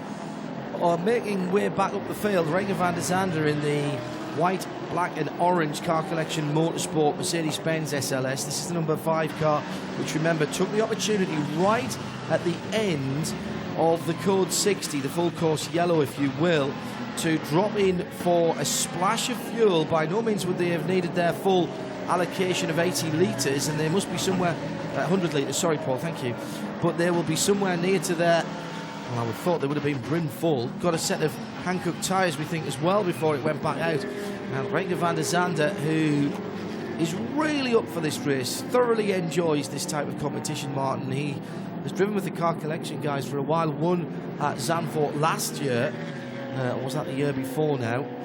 It's all kind of moulding into one. This is I think this is our 7th or 8th 24-hour race this year, and the final one that we will cover. We'll add another couple next year, and we could well be in the double digits of 24-hour racing. And again, that's an indication, if any was needed, of how popular endurance racing has become, because from championships like this all the way up to the ultimate pinnacle, the World Endurance Championship, sports car racing is going through an absolute golden era, and not just on an international scale. Regional, national championships of GT and touring car racing. You know, a lot of these drivers and some of the teams that we've talked to over the last couple of days are stepping up to this championship for the very first time from national racing. Well, let's catch up with the number 10 car, Chantal Kroll, down in the pits. Shay Adam, what can she tell us? Well, Chantal, you just said that the car is running to pace, that there's nothing wrong with it. But as you rightly pointed out, you're in 2 this weekend. How are things going in the 10 first? Sorry, I could not understand. How is the 10 car going? The 10 car going is like we planned it. So Christian is just doing the fastest lap we are allowed to do. So everything's fine with that one. You've used a couple of jokers already. Was that part of the plan? No. But I mean, it's hard for a pro to be out there and fly them. So it happens.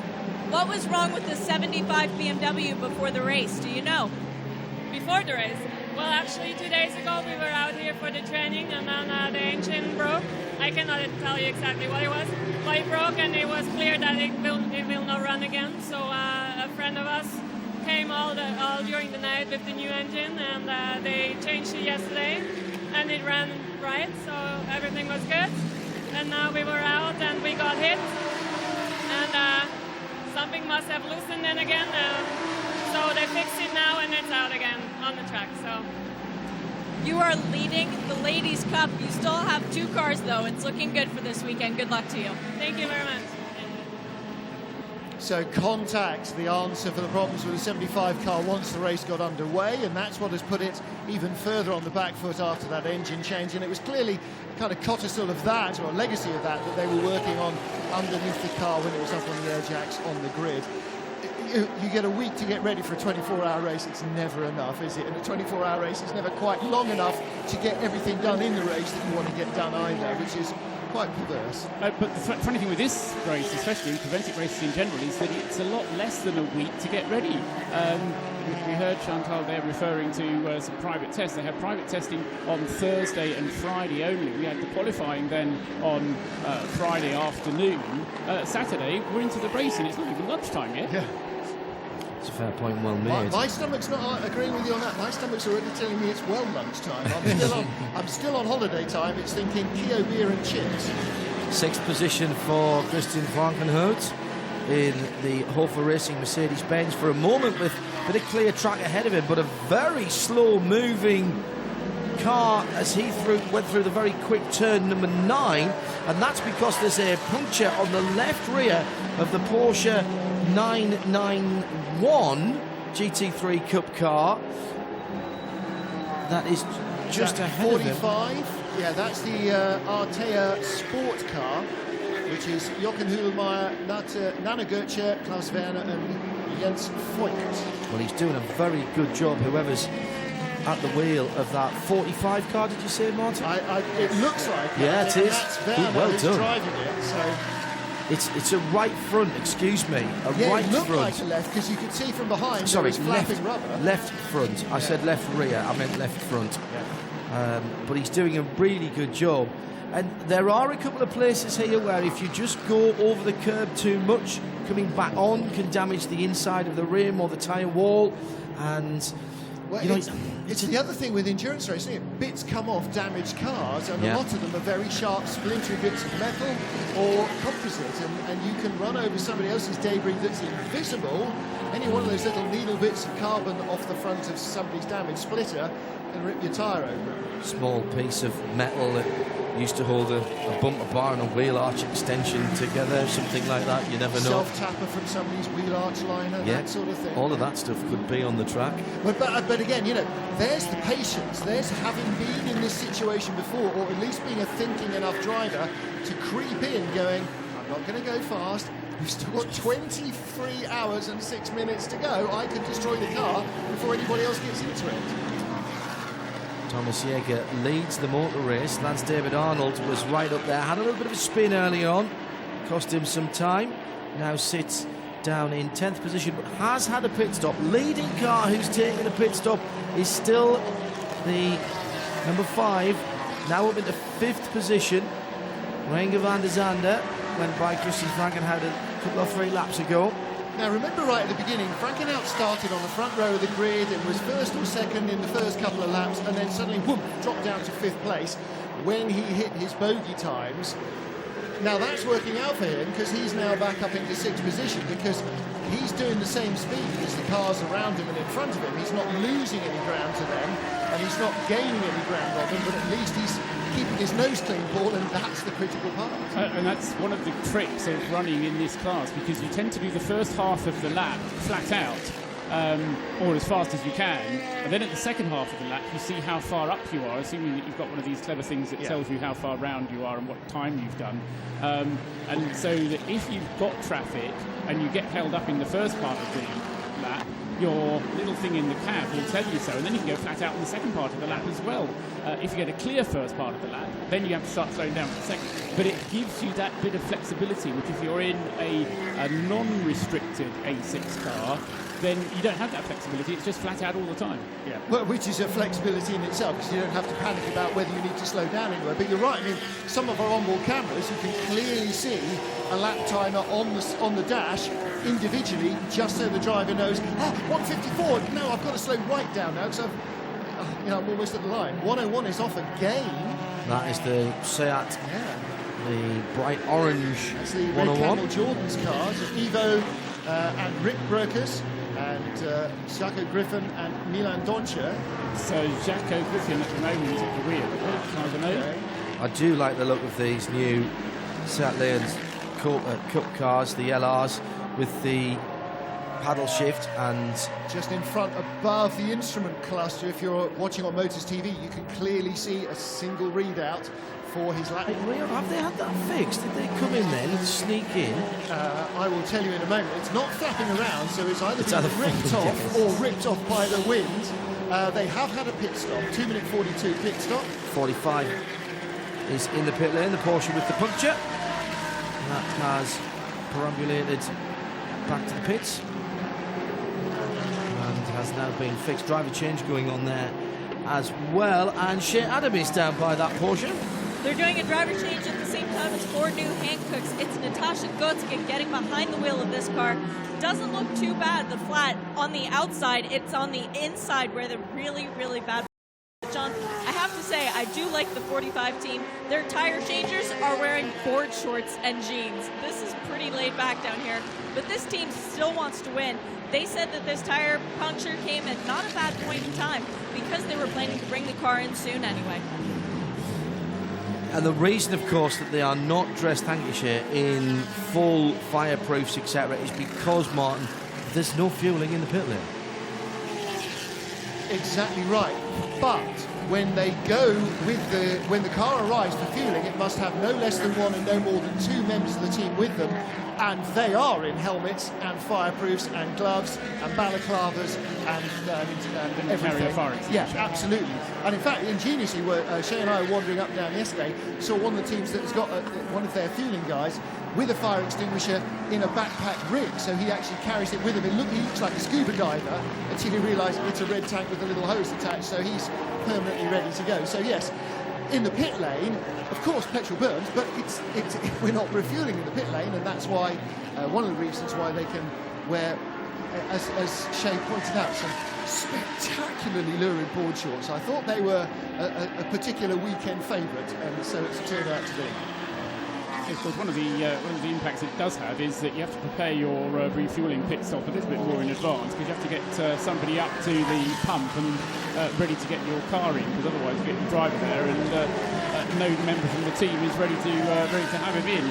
But in fact, the number 25 Seat just coming in. That's the 2 driver car that we featured earlier on. That's coming in for fuel at the moment, and the 2 members of the team rushing up to help him and get the fuel into the car. Number 43, Alex Osborne, currently lying at 20th position. The SP3 pole sitter in his Porsche. The British driver shares with James May and Paul May, the father and son pair, in that 43 APO Sport Porsche 997 Cup car. Not in the 997 class, in SP3.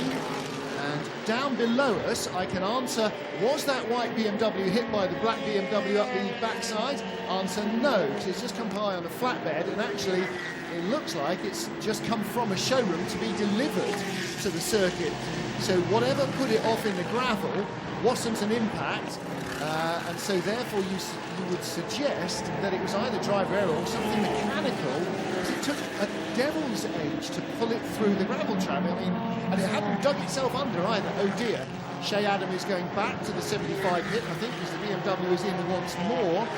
It doesn't look like a standard service either. This is what massive championship implications, gentlemen and ladies.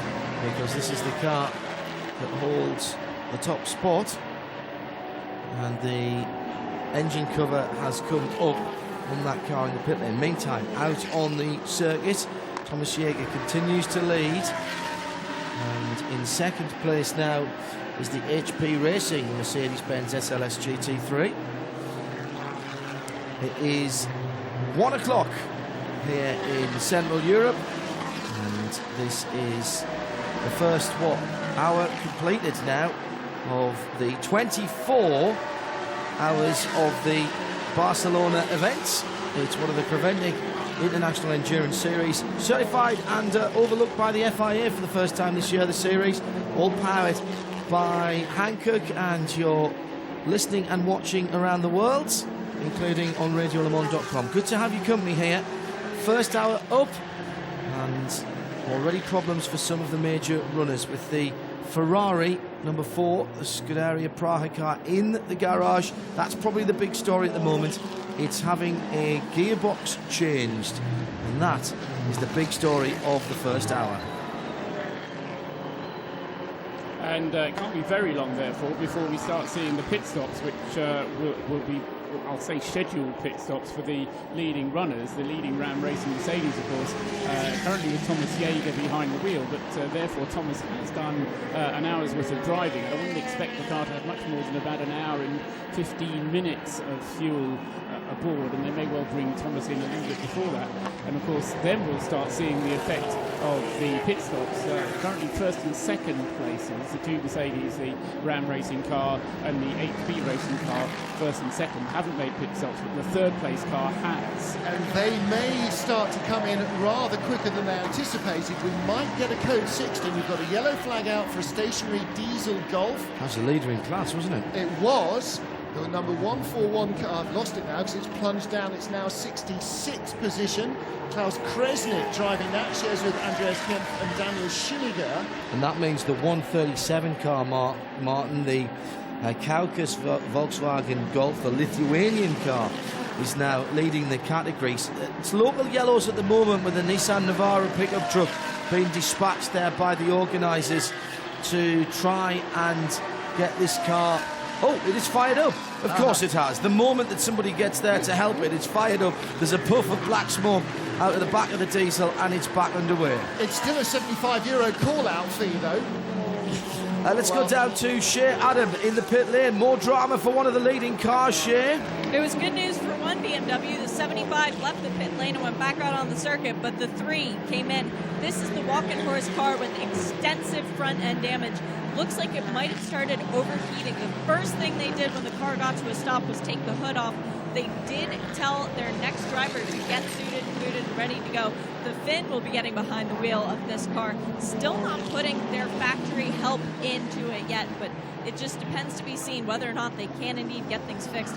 It is very, very pushed in, though. This front end not looking happy. Well, we know, don't we, from years of watching cars develop aerodynamically in the race. Former race leader Renger van der Zande also going very slowly momentarily, having a little weave. He can't be out of fuel, can he?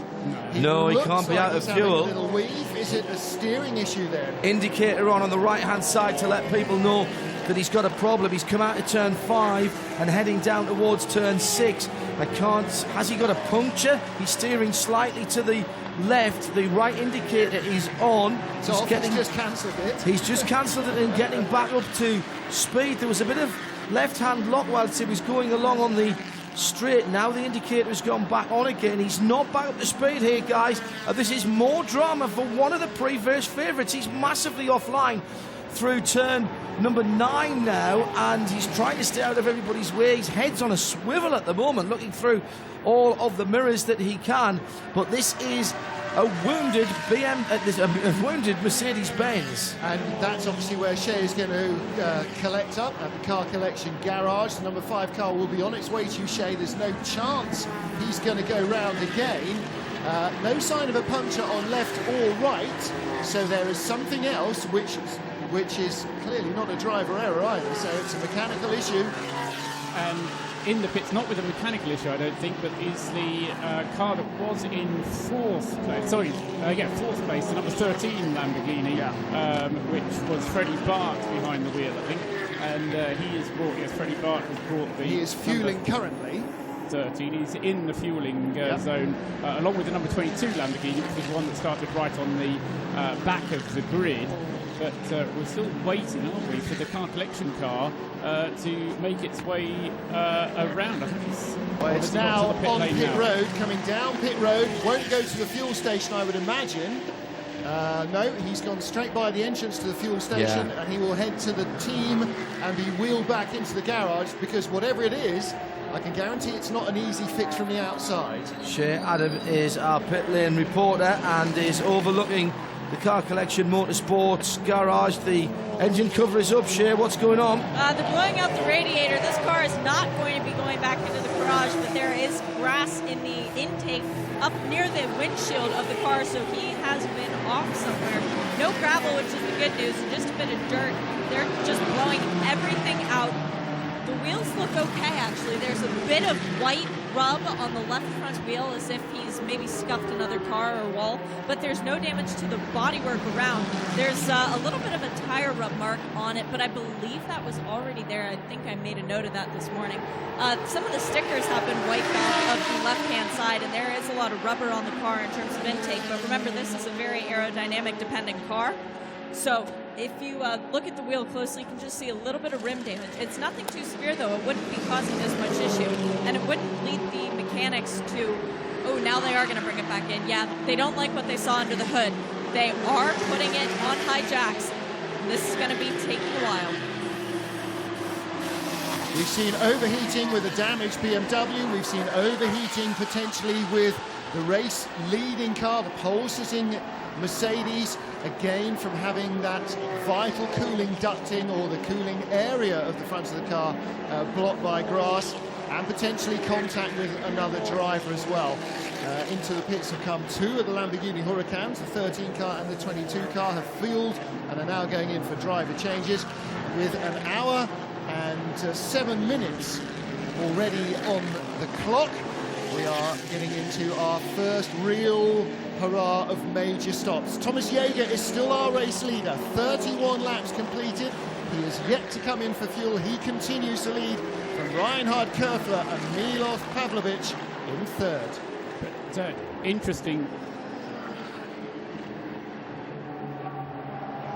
interesting that the number 13 Lamborghini only just getting going again after that fueling stop, and it was something like, I was trying to time it, 3.5 minutes of refueling. Now that's a first indication of pretty much a full stint's worth of petrol, and that's how long it takes to get that fuel in. So when we do get Thomas Jaeger, it's not going to be long before Thomas Jaeger is in with the Ram Racing Mercedes from the lead of the race for his refueling stop. He's going to lose something like 5 minutes getting the car refueled, retired and on its way again, and that is going to give the lead, certainly going to give the lead away. And we're just going to have to work out, now that we've lost the Rennie van der Zange car, we're going to, well, not lost it, but we've got it in the pits and being delayed. We're going to see who then takes over at the front of the field of the leading runners. Now, from Shea, we should be able to find out who of the other three drivers took over from Freddie Bart in that chrome green Mercedes, number 13 car. Jürgen Krebs, Rinat Salikov and Oliver Ditzler are the other three drivers. He's on his way. Total time for the pit stop should come up in a minute. All right. Renger van der Zande in the garage, the number 4 car in the garage. So that's 2 of our top 4 qualifiers already in the garage. Being pushed back through onto pit road is the very damaged number 100 car. Remember the white Seat that hit the tyres early on down at turn 3. He got biffed off by somebody, but the car is back. It was an A3 turbo competitor. So maybe if Shea can get up to the pit in under the podium, she can find out who hit him. It was Jürgen Krebs taking over at the wheel of the number 13 Lamborghini. Martin, absolutely right. 4 minutes and 30 seconds was the pit stop for that car. and the earlier pit stop that we saw from Van der Zande when he was in the pits for his routine stop, that's not the delayed stop, but for his routine stop, was 2.5 minutes, and that's the difference in refueling the full 100 litres or only refueling the short amount because the car hadn't been out for as long. So as I say, that's going to really put things, throw the mix in when we get the leader coming in, number 30, soon. Well, the weather has played ball. The track is clearly challenging, and more than the odd car has had problems. The number 100 being pushed back up the pit lane at the moment. Damage to the left front of that car.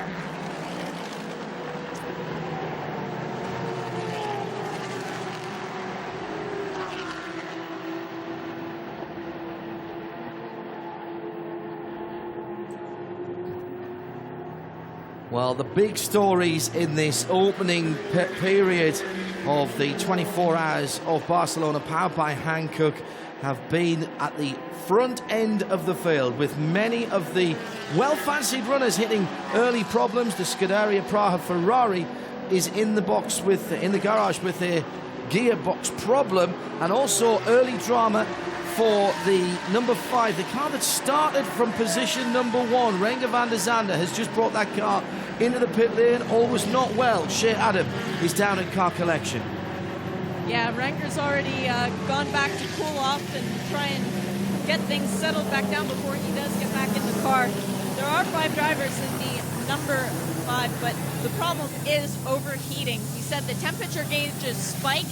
He saw things getting really hot and told the crew, they said, come back in, we'll cool it off, we'll try and fix it.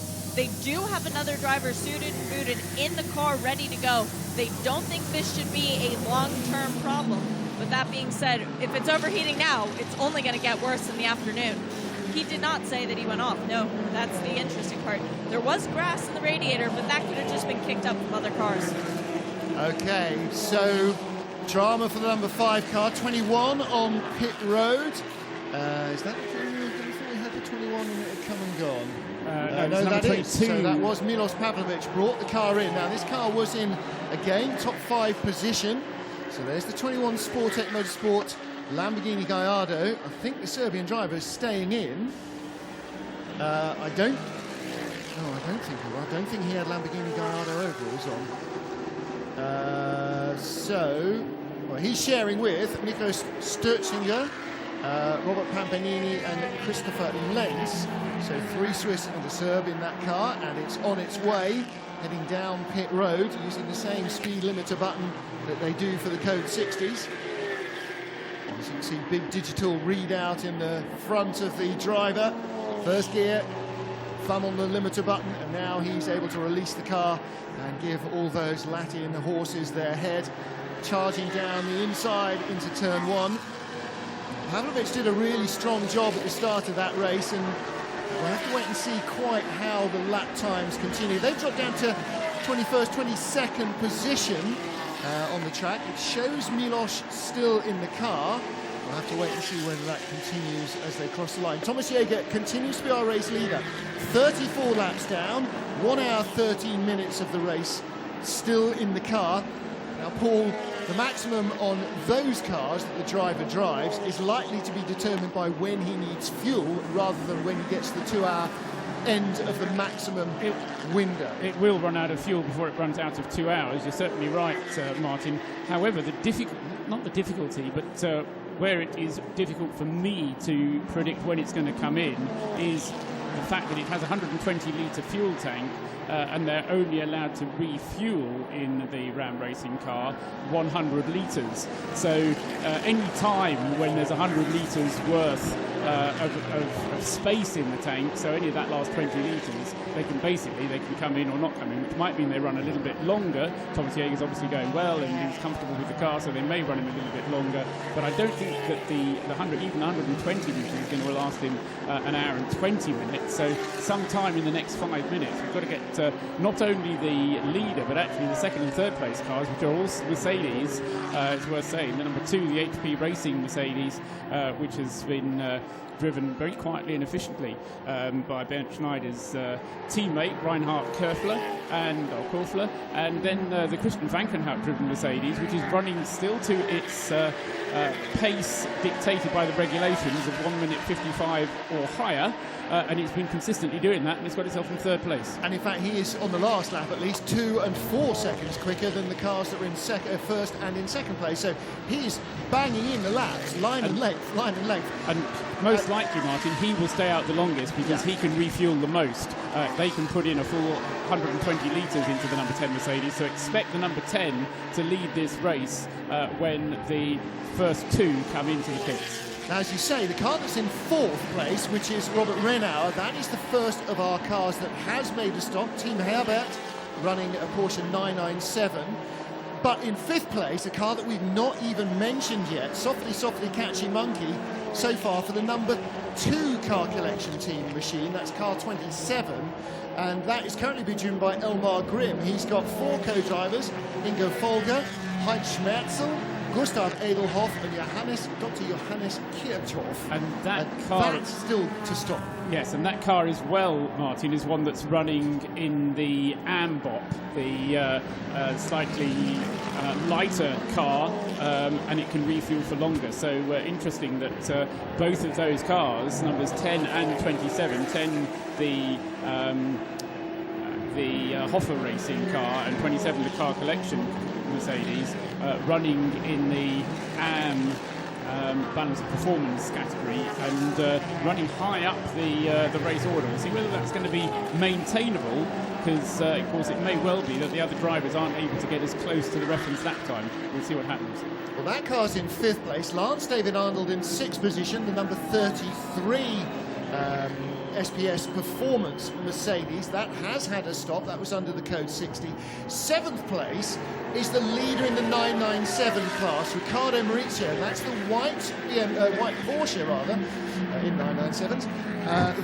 That's that BMW 997, is it? With the Brazilian flag on the front. Riccardo, that all-Brazilian team that Shea spoke to before the race. Now, they're on the grid, they were like 24th or something, weren't they? And they are currently lying in 7th position overall and leading 997.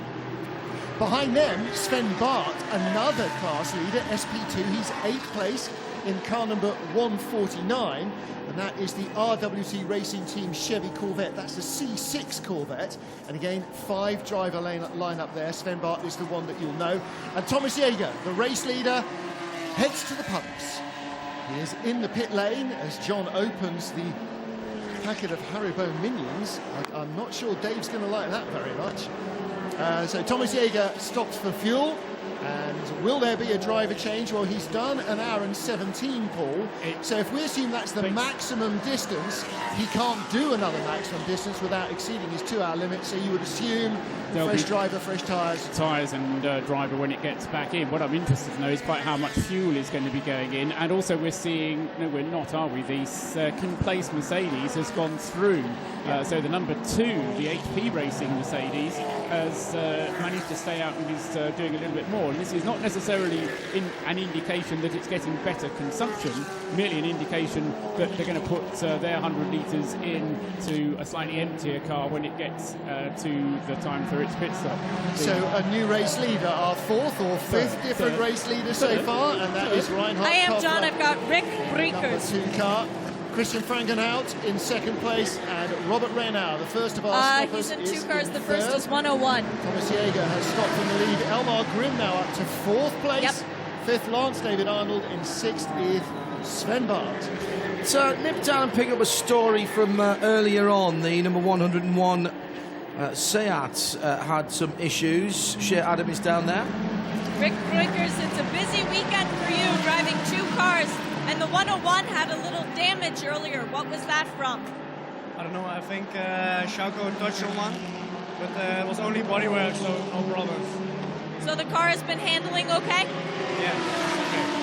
When do you get in this one? Sorry? When do you get in this car? Maybe I won't drive at all, but it depends on the the SLS. Yeah, if everything goes well, I will be driving that car.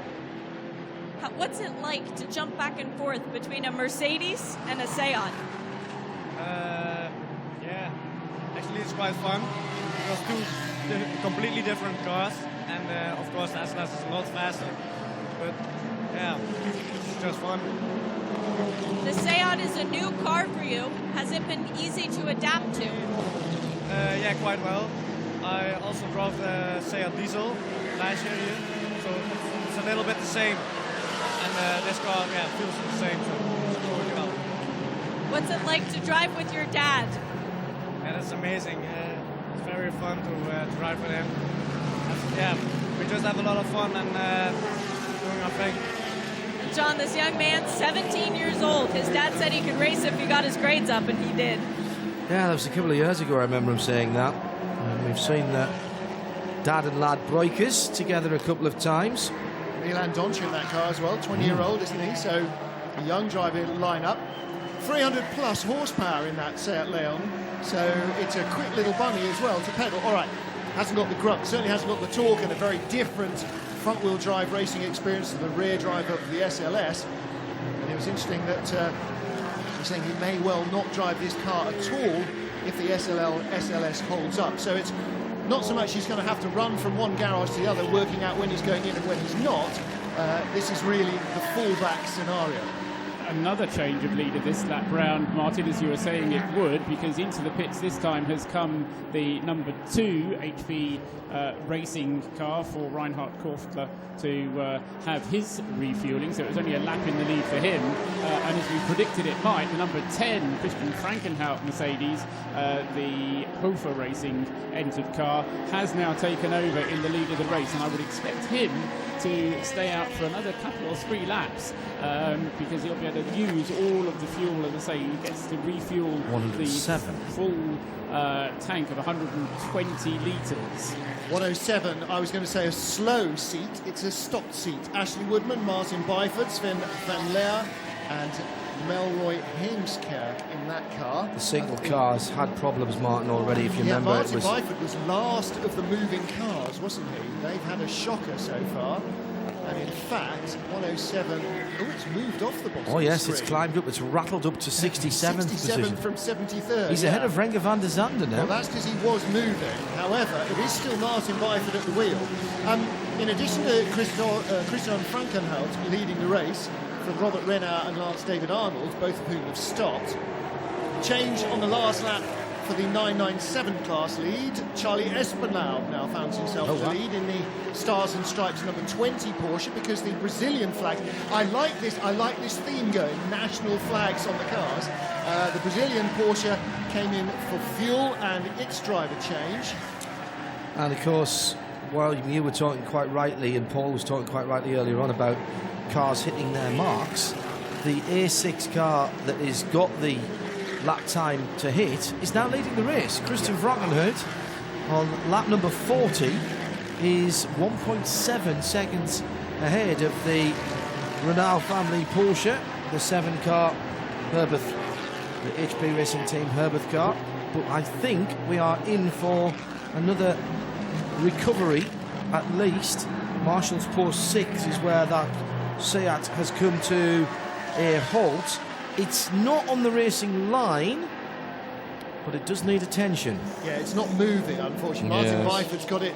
It was grinding to a halt. He got it moving a couple of times, and it's refused to. There's Reinhard Körfler's number 2 Mercedes on pit road.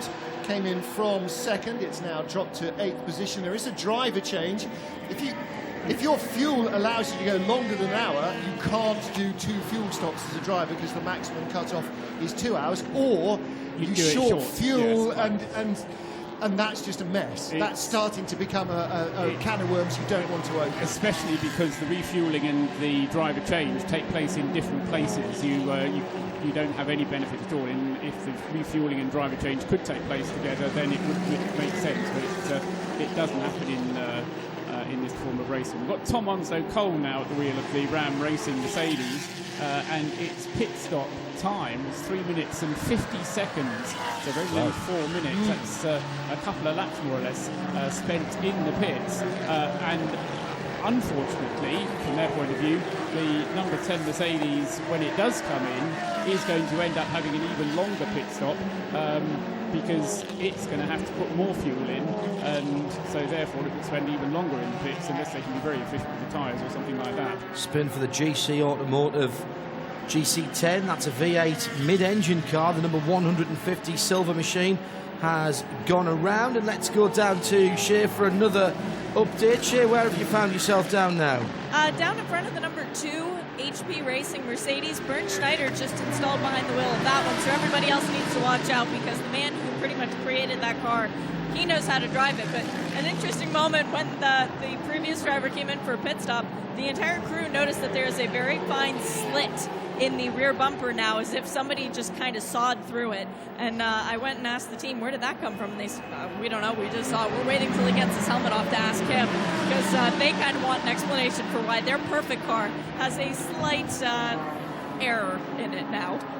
And all kinds of carnage going on out by where we saw the Golf stop just a few minutes ago. There's now a BMW Z4 Martin. And a dead sat on the end of a tow rope, and it's not Martin Byford's car that's getting the attention. And that's, no, that is... That's 7 and 8, isn't it? That's down at 7 and 8. He was at turn 5. His car's black and white, and it's a Golf, and that is a Seat with a red front. Now they've towed it from a gravel trap, and the engine is fired up. And now the workers are running Byford is in a Seat. I beg your pardon, so that might be Martin Byford who's got a tow start. Now the workers are running in front of where they were dealing with the 106 Seat. That's the race day team, you're right, it wasn't... And running up to a BMW that's requiring attention. They are working so hard. Code 60 flag is out on the back straight down towards turn number 10. It's the Hankook International Endurance Series with our official timing partner BRMC's Christian Frankenhout by just 0.6 of a second, and the Code 60 will save his lead, Paul. Well, I don't know that it will save his lead, but it'll certainly play to his hands, because now is a good time for him to come into the pits. Now, inevitably now is a good time to come into the pits because his car's running out of fuel anyway. Now, what it means, of course, is that whilst he's refueling it, everybody else is going at 60 kilometres an hour, so they won't be getting as far away from him. He will lose the lead, and most likely he's going to lose the lead to the number 7 Porsche, the HB Racing Herbert car, which was one of the cars which stopped when the last Code 60 came out. Now, whether or not they will then decide that this is a good time to stop, I somehow doubt that, although they've done more laps than they did last time. The first stint for the number 7 Porsche was 16 laps, and that car has already now done 25 laps. This is Robert Renauer at the wheel of it. He's been in since the start, hasn't he? He has been in since the start, so it will, as I say, could well make a change, but could also have a driver change at the same time. So it's the Frankenhout car in the pit lane now, in the lead, and we wait to see if he comes in. That's the A6 leader, SP2, the 149 has just come into the pits. The 997 leader, the 56 Porsche, has just come into the pits. The best of the SPX Lamborghinis is the 21 car. That is still circulating at the moment. SP3, led by Colin White's Ginetta, in 13th position overall. In A5, it's Kevin Clark's 85 car in 25th position. A3T, Phil Quaife leads in the 95 car in 24th position as the 86 BMW is under tow. Let's see if everybody comes into the pit lane for fuel.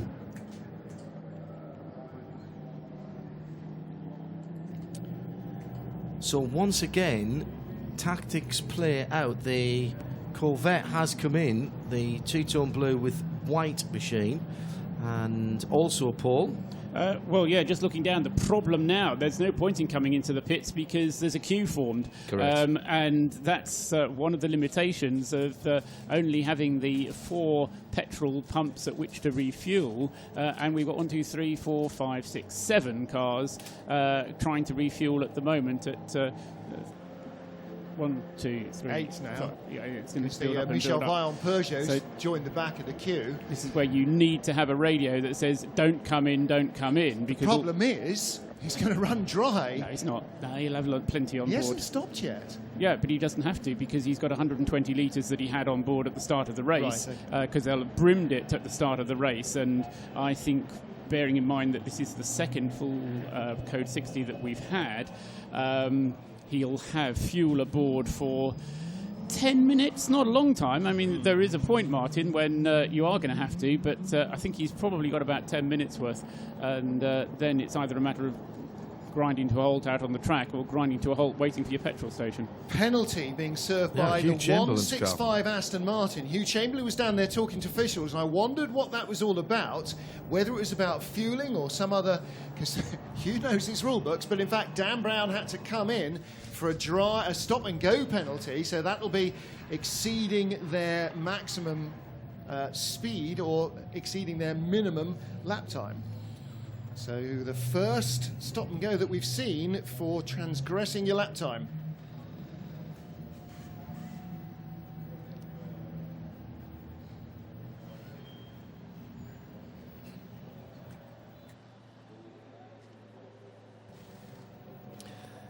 This is our second full course Code 60, and it will be completed in a minute or so. Paul Truswell, everybody playing the tactics card now? Well, yes, and this is the trick, because your tactic when the lap started may well have changed as a result of seeing what the queue is like, and so you really have to be hot on the case to decide exactly what the current fuel position is, and also what the status of the fuel pumps is, as to whether you want to come in or not. And we've gone green once again, so we're back to green flag racing. That portion of green a little bit less than the previous one. We actually got it going again in about 4 minutes, so that's barely a lap. I mean, it's a full lap at 60 kilometres an hour.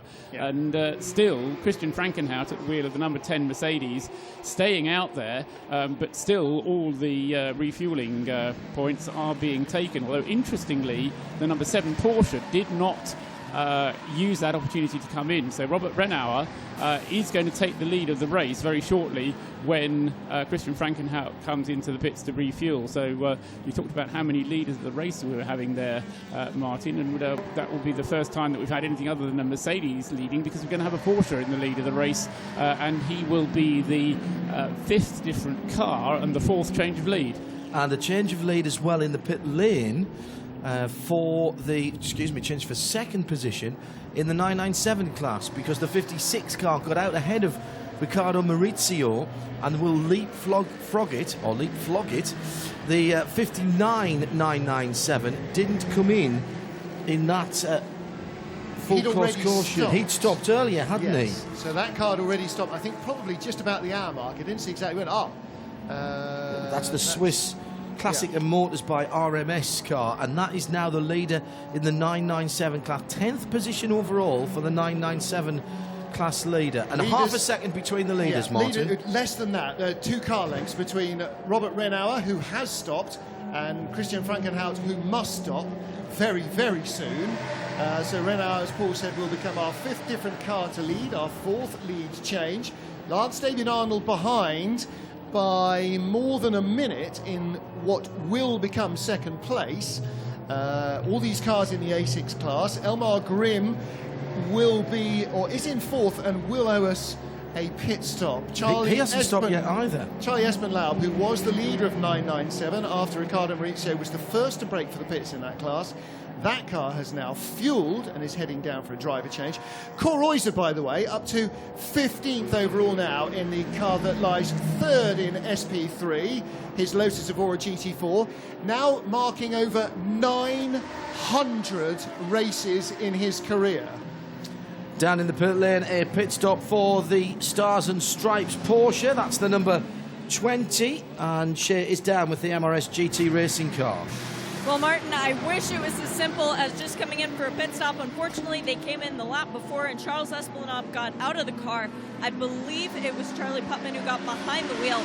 But what happened was they wheeled the car back into the garage because they had something a little bit off happening, being reported about the car.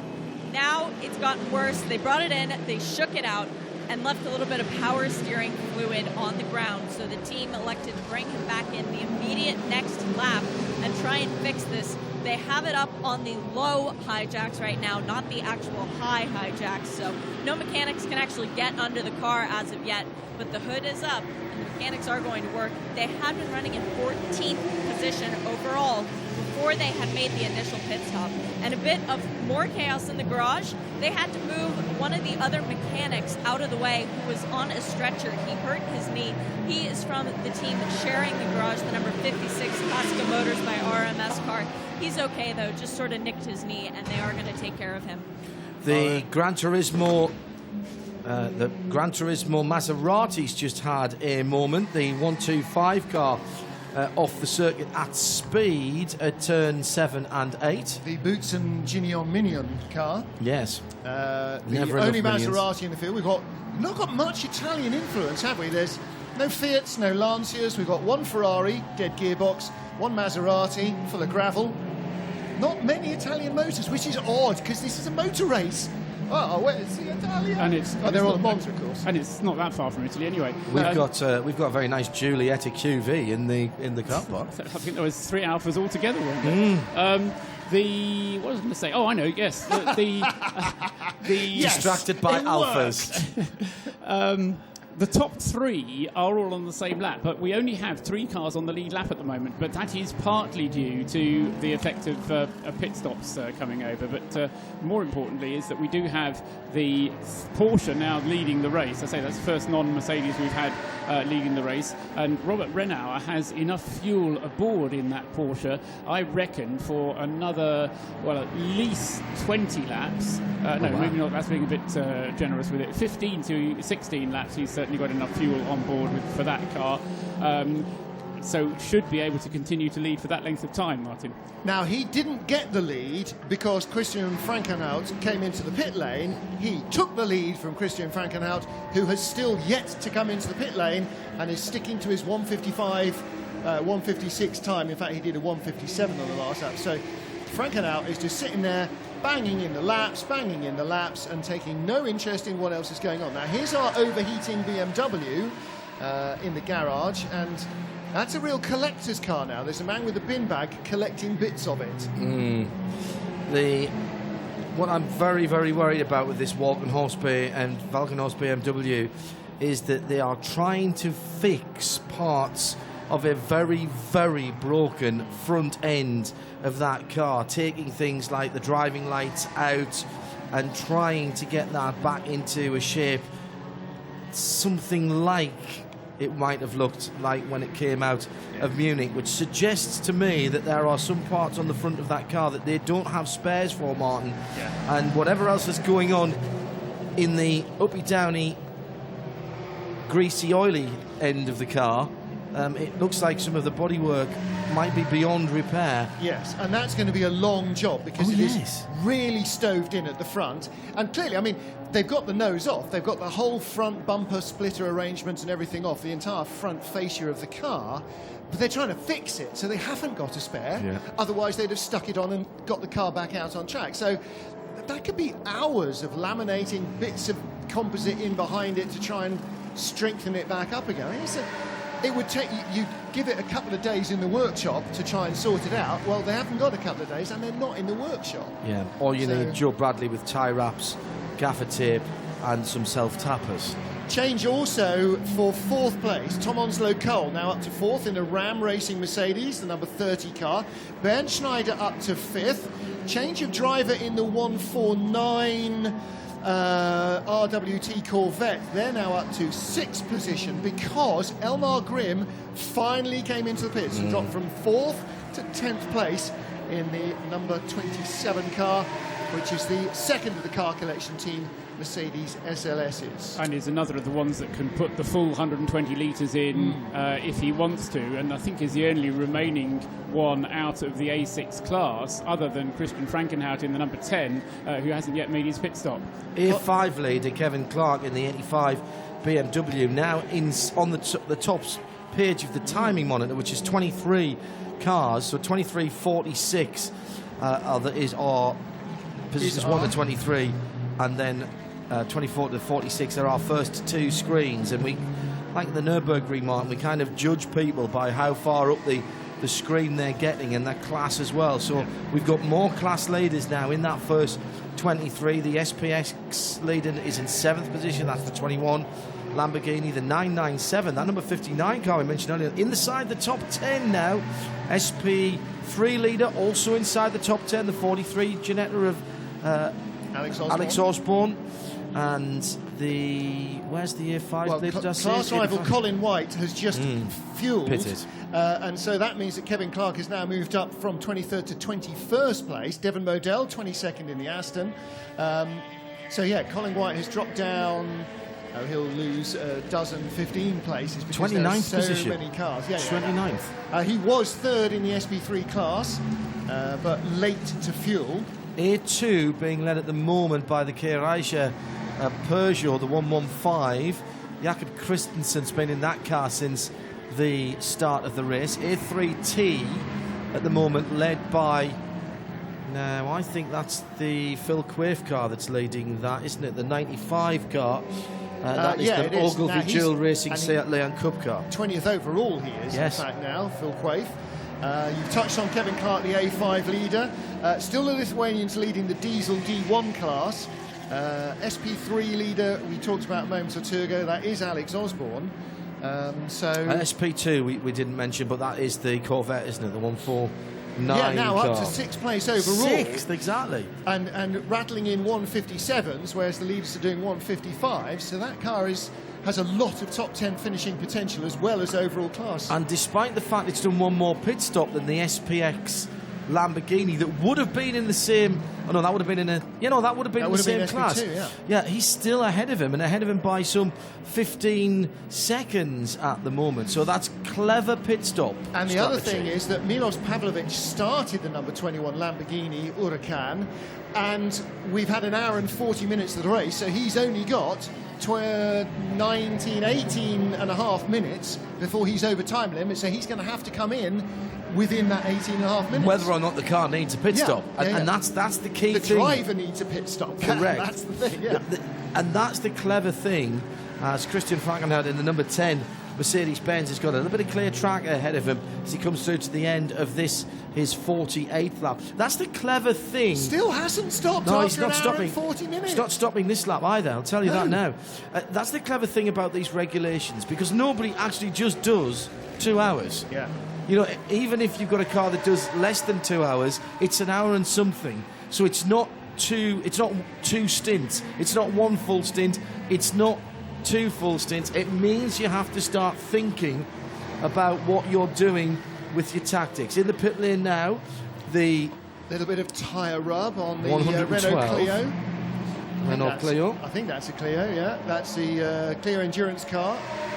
Was it Christian Dykhoff was driving that car? Front right suspension problems on that car is why it's rubbing. Yeah, it was Christian Dykhoff. He down in 57th.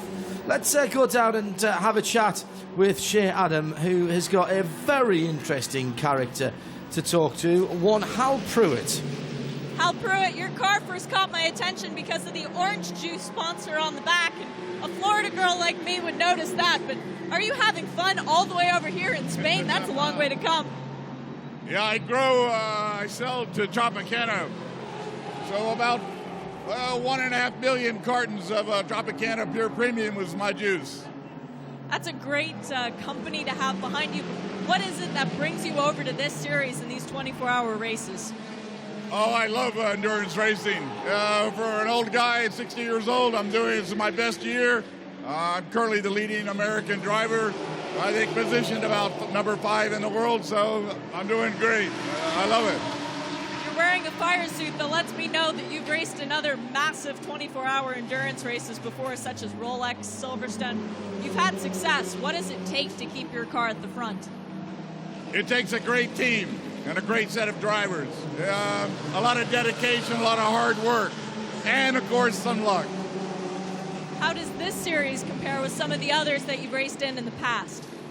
It's a fantastic series. The Convendec, the promoter, does a great job. They're very accommodating to the drivers and drivers' needs. They do a super job, I think, overall, and we're in beautiful cities like Barcelona. What do you think the total driver age is of your team? We actually have one of the youngest drivers. He's 17 years old, and he can't even drive in his native country. He's a Dutch driver. Super guy. He's a guy to watch. I think he'll be, maybe one of the next Schumachers of the world. So we're quite diverse. It's Cor, myself, and the Lotus. And then my second car, I'm doing 2 stints, or I should say 2 cars this race. Get paid twice as much that way. Car number 92 for Mark Racing in Australia. Best of luck to you this weekend. And John, we can now tell Ryan Eversley, mission accomplished. Yes, we can. Ryan Eversley absolutely wanted us to have a chat with Hal, and why not? A man who is living the dream and putting in a pretty good performance this weekend as well. Stefan Reagan, listening to our chat, has tweeted at Specutainment, says the Huracan, all of the Huracans putting in competitive lap times, especially the 21 car that was right up at the front of the field, Martin. What's the difference between SP2 and A6? That's a Paul question. It's not an easy question to answer, Paul, because the categories here aren't necessarily absolute. A6 is pretty much a GT3 category. SP2 is a little more flexible. Yes, SP2 has got things like Vipers and, as you say, Corvettes, and it also has the space frame cars, the GC Automotive and the Mark Focus, and Mazda, the Mark V8. I'm trying not desperately not to say another endurance racing term that you always have to say when you say Mark, especially when you then say V8. The cars in the SP2 class generally lighter than the A6 classes, and that makes a big difference as well, John. But let's not forget as well, Stefan, that the cars have been reclassified into SPX because they're a little bit too quick for SP2. And those are heavier. Yes. So the SPX Lamborghinis are heavier than the SP2s, so they've tried to penalise them by making them heavier, but they are mostly lighter. The SP2 cars are lighter than the A6s, John. A little bit of bodywork on the front straight, and it's just over the brow, not on the racing line. I think it might be from the K Riser, the 115 Peugeot that's leading its class. Jakob Christensen at the wheel of that car as the Seat comes through the final corner, the 101 bright orange car, and heads over the top. The problem is it's just over the top of the rise. There the Seat is just going past it to driver's right. Now, it's really an issue at the moment. The Seat number 101 with the bright red T front and rear, which means it's a turbocharged or a forced induction car. Turbocharged and supercharged cars allowed to keep their engine running when they are receiving service or even, in fact, getting filled at the fuel stop. But obviously, can't expect everyone who is standing guard there as a marshal or the judge of fact to know which cars are turboed and which cars aren't. So there's a sticker on them to help them out. That's the thinking behind that. Great little attention to detail in all these Seat Leons as well. The rear view mirror mount, where you would normally have a rear view mirror, has got a little cutout Seat S logo I've noticed in it as well. So, I mean, great looking little car. And Jaime Puig and the Seat Sport team are just churning these things out. I mean, their factory here in Catalonia must be just piling these things out the road. It's a remarkable success story. We were talking to Hal just a moment or two ago, as he said, racing with Cor Oyser and the number 160 Lotus. The other driver is Huub Del Nooy, who also races the Lotus Evora in Dutch Supercar Challenge, and they are currently in 16th position. They've yet to stop that car. Cor Oyser started it, and he will go pretty much, he reckons, the whole 2 hours. Well, yes, I mean, we're just about at that point now, and Christian Frankenhout now does bring the number 10 Mercedes into the pits for its refuelling. Out of second position. It did get up to second place. Well, it led the race briefly before the Porsche caught and passed it. An hour and 47 minutes into the race for Frankenhout, then on a single tank full of fuel for that Mercedes. Now, the other 2 cars...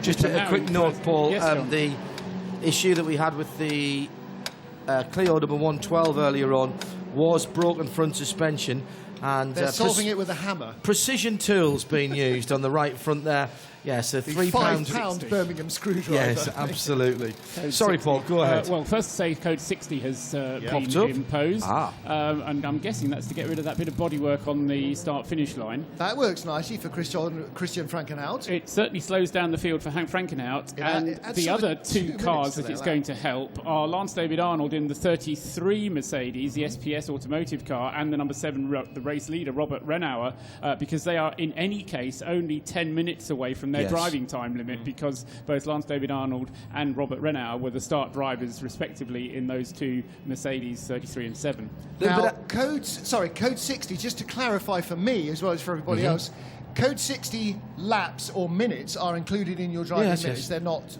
non-existent. So, so it's 2 hours, no matter what happens. Okay, good, right. Yeah, but the pits are always open in code 60, so there's no reason why you shouldn't come into the pit lane. And if you come in and head to the fuel stop and then change drivers, when you come into the fuel stop, your driving time ends. So it's not the time you actually get to your pit. If you come in, refuel and go back out, the bit in the middle is still your driving time, but you don't get penalised for sitting in the queue. That wouldn't take you over your driving time. That's the way I read the regs anyway. You are absolutely right, John, and I hope it doesn't come to that, because we have to do more mental arithmetic than I care to, or at least that I will be capable of doing in a little while when the race comes to its end. Well, the weather has played its part. High cloud, but warm temperatures here at Catalonia for the FIA International Endurance Series, powered by Hankook. And once again, we're under code 60 here in Spain.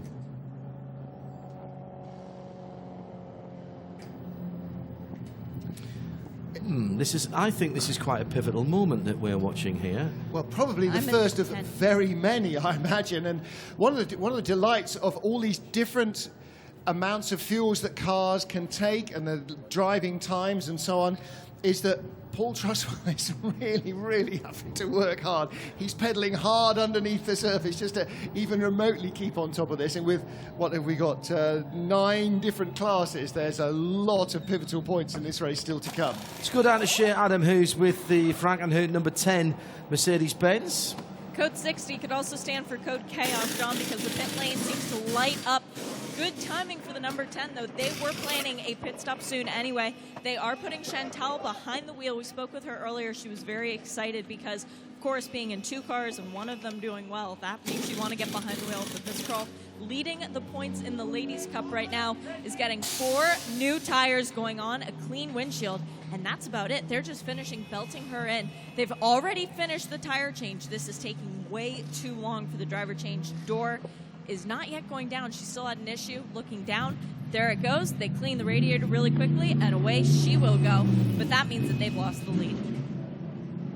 Yeah, that did take too long to get the driver in. You should be able to do that while the tyres are going on. The problem is the tyres are changed very quickly, and driver changes are going to take you a minute and a half because you've got to move the seat. In her case, the reach and the adjustment vertically of the steering wheel needed adjusting. And there's a big long queue. There's 11 cars. 11 cars, 4 being fueled and 7 waiting in the They've pit heard that VAT is going up on fuel overnight, and so they're busy stocking up because it's the end of the world. It's the last day for me 10 pence off coupon. Yes. Can I not use it, please? Double nectar points. What do you mean you don't take nectar cars? So yes, as with any safety car period, you know, there is less of a penalty now for being in the queue because we're under code 60, and so the same rules apply as they would with any other safety car period. If you need to do stuff, if you've got homework that could be done, get your homework done. Incidentally, as Chantal leaves in the SLS, one of the 2 cars she was driving, that number 10 car, update again on the storied number 75, which broke its engine, had work done on the grid, stopped on lap 3, won't stay out of the pits. A couple of minutes ago, I noticed that the race director had summoned, with prejudice, although that wasn't the words that were used, the team manager of car 75 to race control as well. So that car is severely blotting its copybook in every possible front. And remember, this is a championship leading car, that 75, in terms of the drivers in there. The overall series champion can come from any of the classes. It is literally how well you do in each individual class.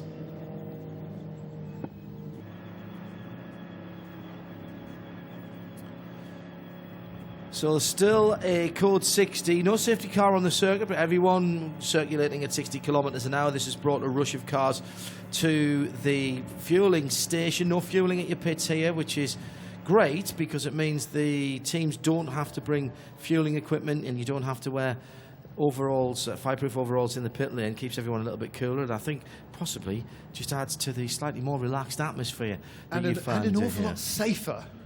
As well, I mean, an awful lot safer. Green flag on the race circuit, so now everybody releases the speed, almost everybody releases the speed limiter button. Around the long way goes our new race leader, Lance David Arnold, in the number 33 SPS Performance Mercedes, one of two silver and blue cars. The other one is the Ram Racing number 30 car, not an allied team, just a coincidental colour scheme. Very similar.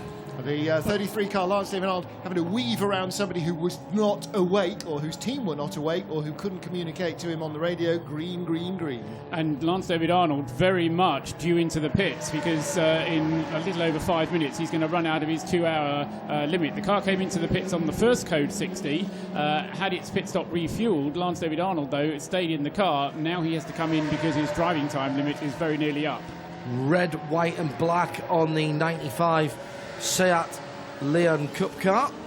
Not one that you'd lose in the car park, with that very striking almost sort of ribbon colouring right throughout the car, and it almost looks like it's camouflaged a new model type of machine. Now this is the car that Phil Quaife was driving. Class leader, yeah, when he was driving and he's sharing with Sami Nabil and Ramsey Moutran. It's Ramsey of the three drivers from the Emirates. It's Ramsey who's taken the car over.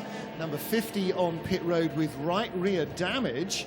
50? There isn't. No, it's MHM. It's the Seat Leon Supercar, but that's who the bumper was on the front straight, not the K. Raja Peugeot. So I apologise to any connections of Jakob Christensen's team. It was the MHM car, the Super Motorsport. It's the Austrian entered car. And here the Herbert Porsche, the number 7 car, heads out from pit road. Very handsome car, that. Now, that was the one that Robert Renauer started and drove right up until now, so an hour and 50-odd minutes for that car. I think that's just made its second stop. I think it made a fuel stop earlier. It made a stop whilst the first, when the first code 60 came out, and that's why it kind of got itself up into a leading position. Leader is in the queue for the petrol station. Yes, isn't he, though? Lance David Arnold led a lap anyway. He's the next one onto a pump when it's free. And he will get out of the car, and so he's not going to exceed his time in the car, even if he exceeds his time in the car, because that only counts if there is no driver change. The driver change effectively means that time lost there in the pumps. His time is now off because he's in the pit lane and getting out of the car. Second stop and go penalty, and this is a longer one for the number 78 BMW, of whom we have not spoke. That's the WEC Motorsport. Dave Cox has done an awful lot of endurance racing in BMWs in this Europe. car. Dave, Jason Cox, George Haynes and Richard Shaw. Is that the same E46? I think it's had a couple of E46s. It actually, do you know what? It very well may be the same car. I couldn't tell you. Lance David Arnold now one position away from a petrol pump, and Tom Onslow Cole leads the race for the first time. First time Ram Racing's been in the lead of the race, Paul Truswell? No, it led the race for 20 laps between 17 and 36. Earlier on. Right, okay, I'd have lost money on that one. Oh, Thomas Jaeger, okay. So he's sharing with Tom Onslow Cole, Thomas Jaeger, Paul White and Jeroen Blekemolen. Michael Blekemolen, incidentally, is the driver that Koolhuizer is chasing for most races started ever in a career.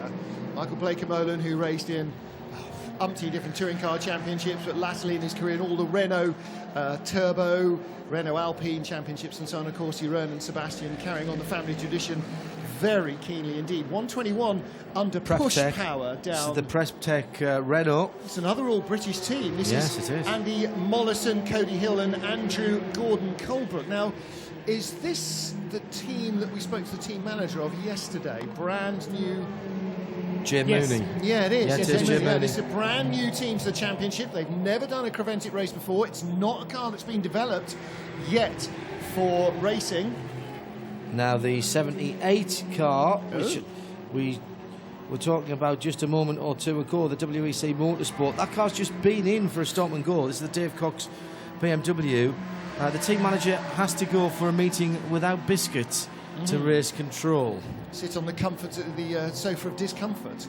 Yeah, it is actually quite comfy, the sofa outside race control. If only you weren't squirming on it so much. 75, the car that is disgracing itself in all sorts of different ways, the BMW. Let's see if we can figure Apart from out the where it's huge got to. pram handle on the back, that does look pretty standard from the outside. The sort of teal blue and bright fluorescent green, MG green as it was. It's now 67. Yeah, the colours, for those of you not watching on TV, if you can remember what the MG touring British car and touring rally cars look like. Yeah, very similar colour scheme. Class-leading Corvette is out there at the moment, up in the 5th position, is that? Yes, and we talked about that a little bit earlier. I think that car has got genuine top 10 potential.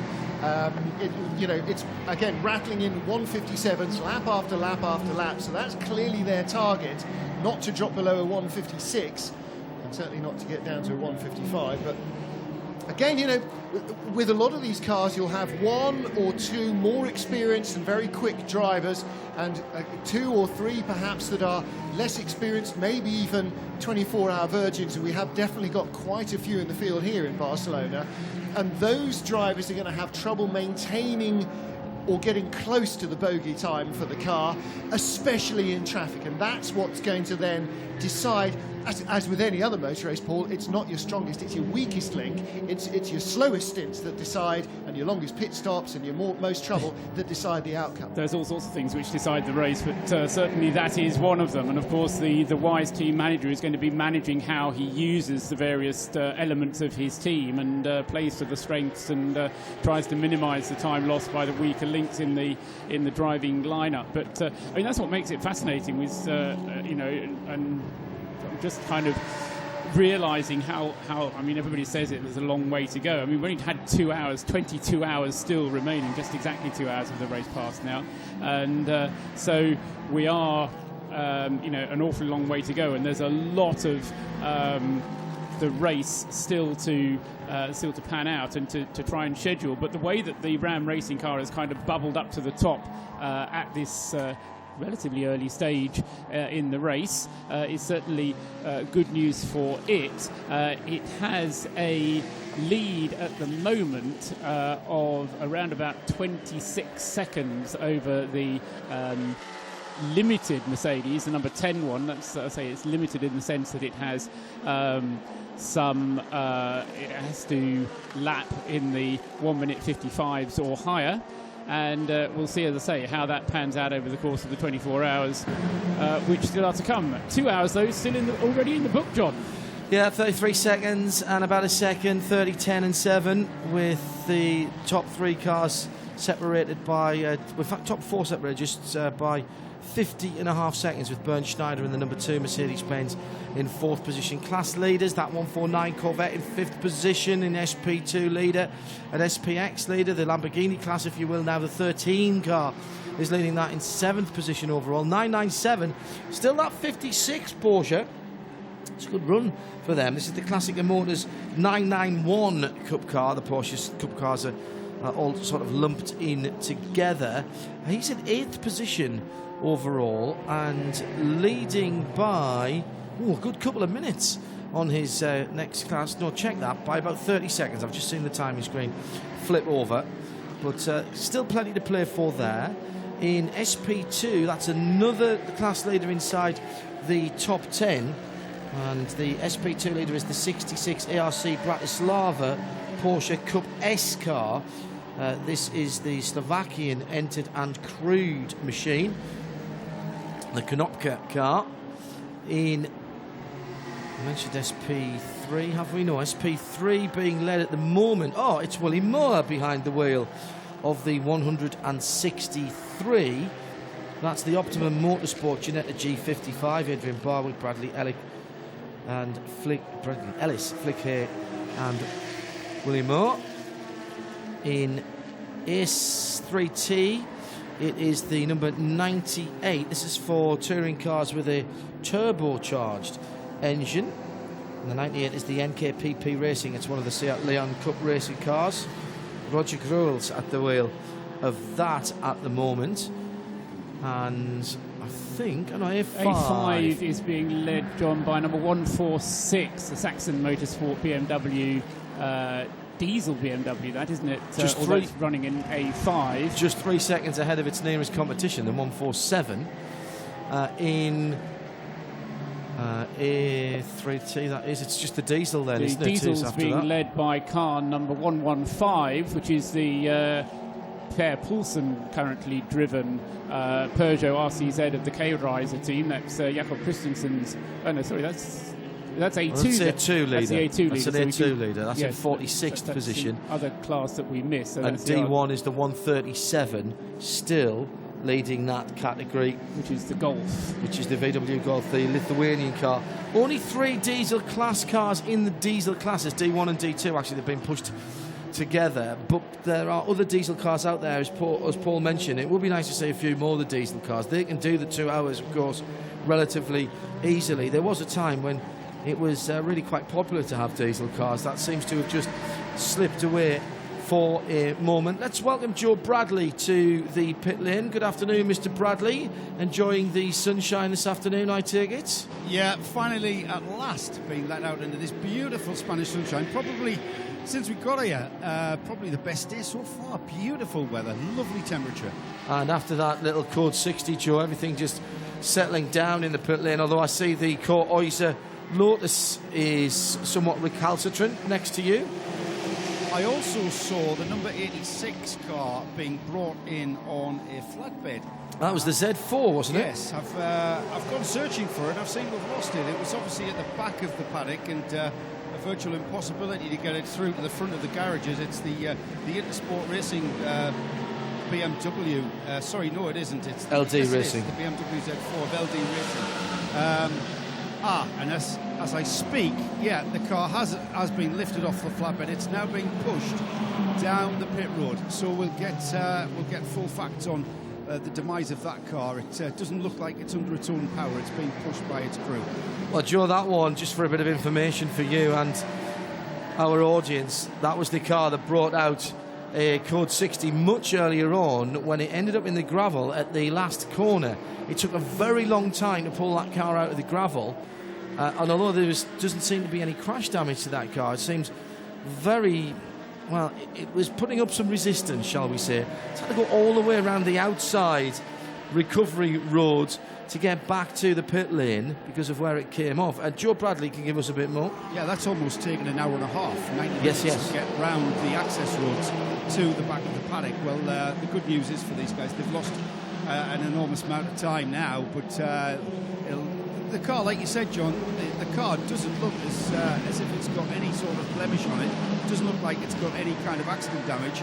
In fact, you wouldn't have said the car has gone off, other than the fact that we've got gravel embedded into the slick tyres on the car now, as the crew just bringing it to its garage. It's in garage, sharing garage 17, and just looking at the car as it's wheeled past.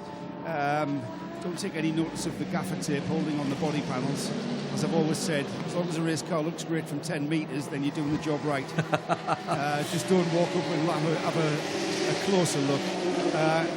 Yeah, we'll once the guys get this car into the garage, we'll find out exactly what the problem was that brought out that first code 60. I just wonder whether they might have had that car back to their owning in the paddock and may already have done a little bit of work on that before it comes back in. Joe? I can tell you, I saw the car as I was coming down into the pits. The car was on a flatbed, so it's literally just been lifted off that flatbed. Okay, thank you, Joe. Joe Bradley down in the pit lane. Paul Truswell is alongside me. Hopefully, Paul, we're going to get a little bit of green flag racing and see a bit of a pattern emerge. You like patterns, don't you? I do like patterns, but with Preventic races, you kind of build a code 60 an hour into the pattern because it kind of is inevitable somehow with so many cars still circulating. Although we are beginning to lose, I won't say a lot, but we're beginning to lose a few. There's 2, 3, 4 that seem to be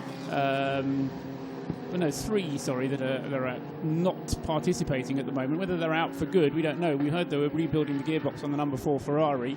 That's yet to make an appearance since that stop. The number 100 is still... That was the white Seat that went off at turn 1 with Dusselier. That's wheel, right. Stefan Dusselier at the wheel. And the other one was is that 86 car that's just come back into the pit lane. Exactly. That Joe was talking about a moment or two ago. So those are the only three that have... I won't even say officially fallen by the wayside, but seem to be falling by the wayside, and if they do make a recovery, it's going to be from a long way back.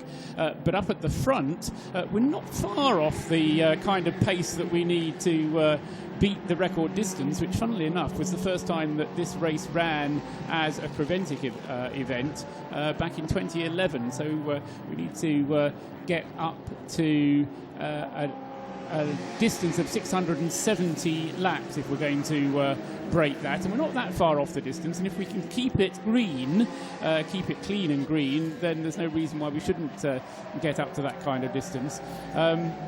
The other thing that we need to do really is to start looking at what kind of average lap times Tom Onslow Cole can set at the wheel of that Ram Racing Mercedes, because at the moment at least he's just kind of beginning to draw away from the competition, and the competition at the moment in the shape of Daniel Allman in the Porsche, the number 7 car, already a winner in a Creventic race earlier this year.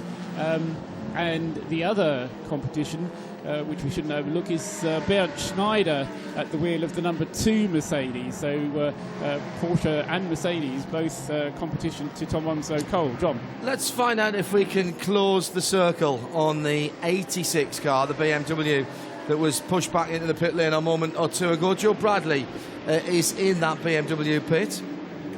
I was hoping to talk to Patrice Chapon, who's just been in the car of the number 86 car, which you can see has been brought down to its garage now. But Patrice has brought the car back, and then Patrice has walked away and left the duties for the interview to you.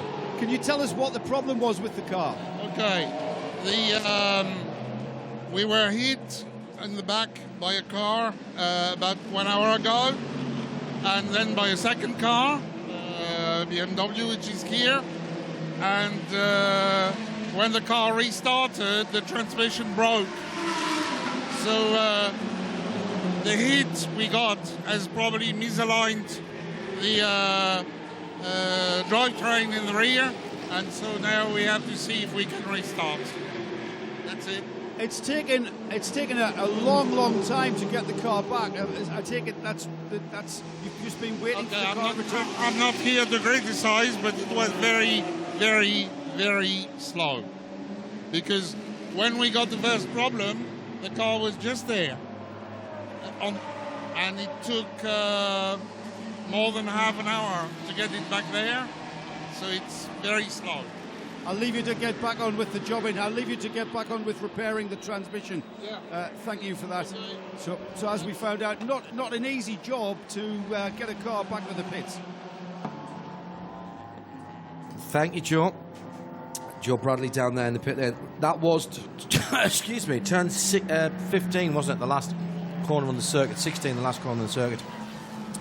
That car had its first issue. Just a moment or two ago.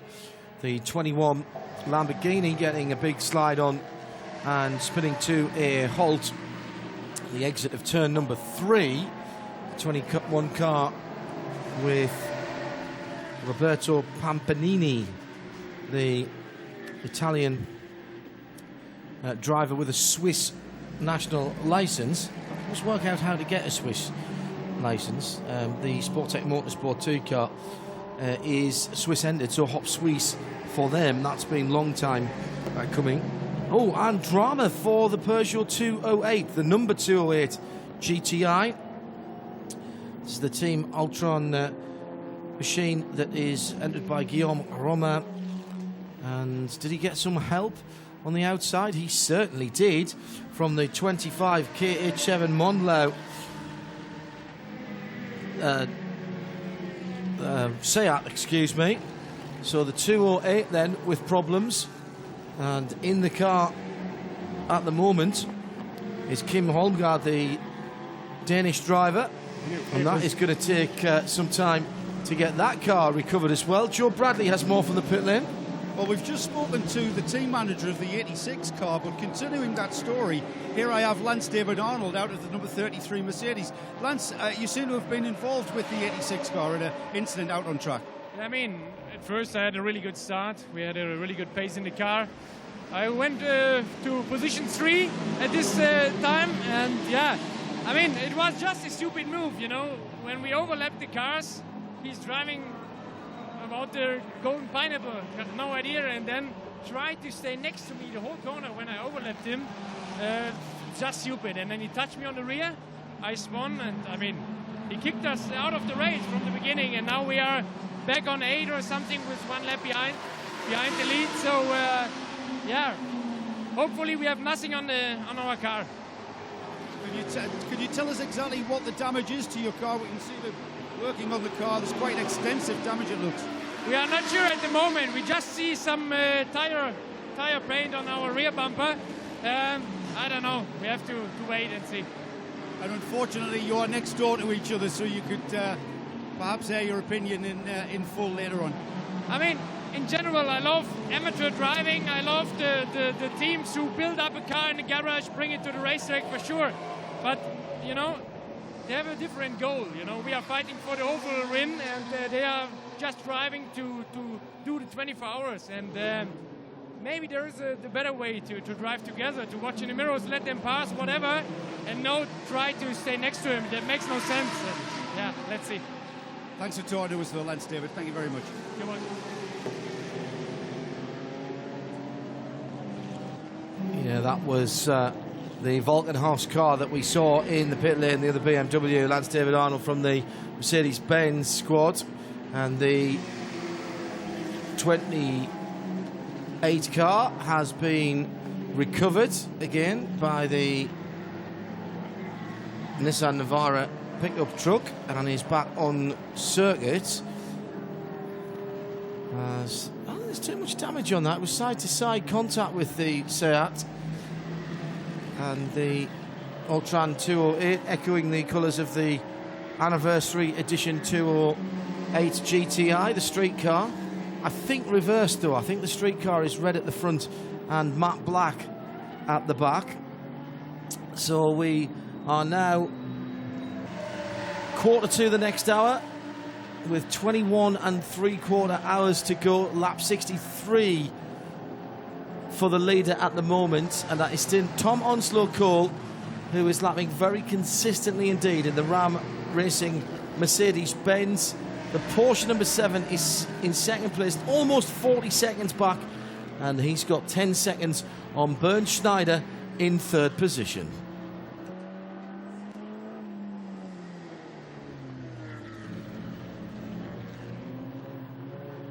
Already quite a few cars, Paul Truswell, having to make fight-back runs, including the 101 Red Camel Jordan.nl Seat. A little bit of damage to them earlier on. It hasn't affected their pace too much, sitting in 35th position at the moment in A3T. 1, 2...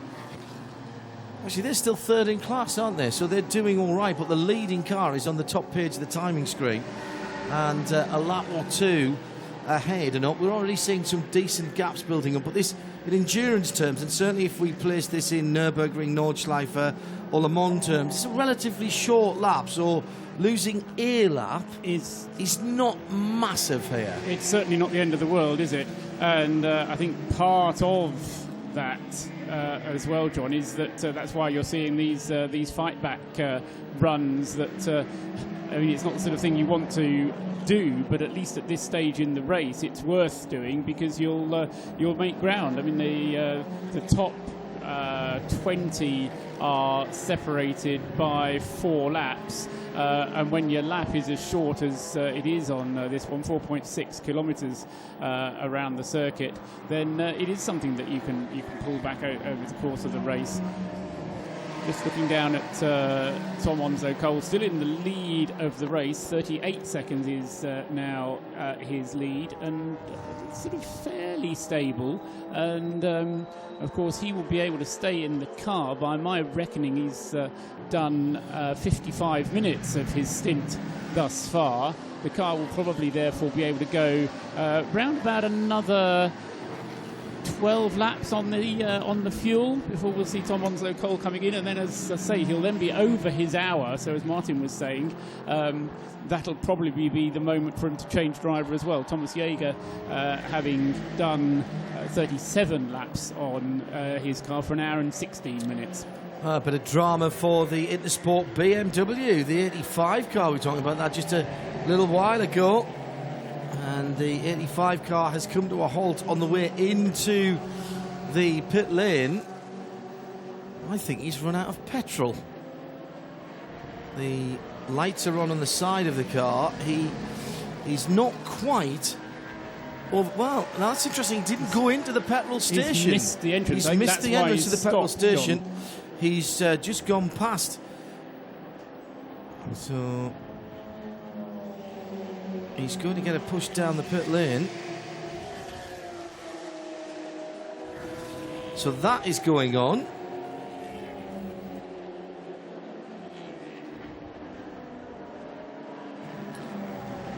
Intersport Racing's BMW, with issues down the pit lane, did not go into the petrol station. So although it's been pushed by Marshall and Team Power at the moment, I don't think it's a fuel issue.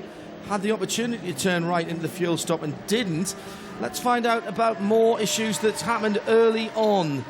The Seat number 107, the Sequel.com BPM racing machine, was one of the pre-race favourites. Went very well in qualifying yesterday, but early problems when Martin Byford is at the wheel. He'll explain the issues to Joe Bradley down in the pit lane.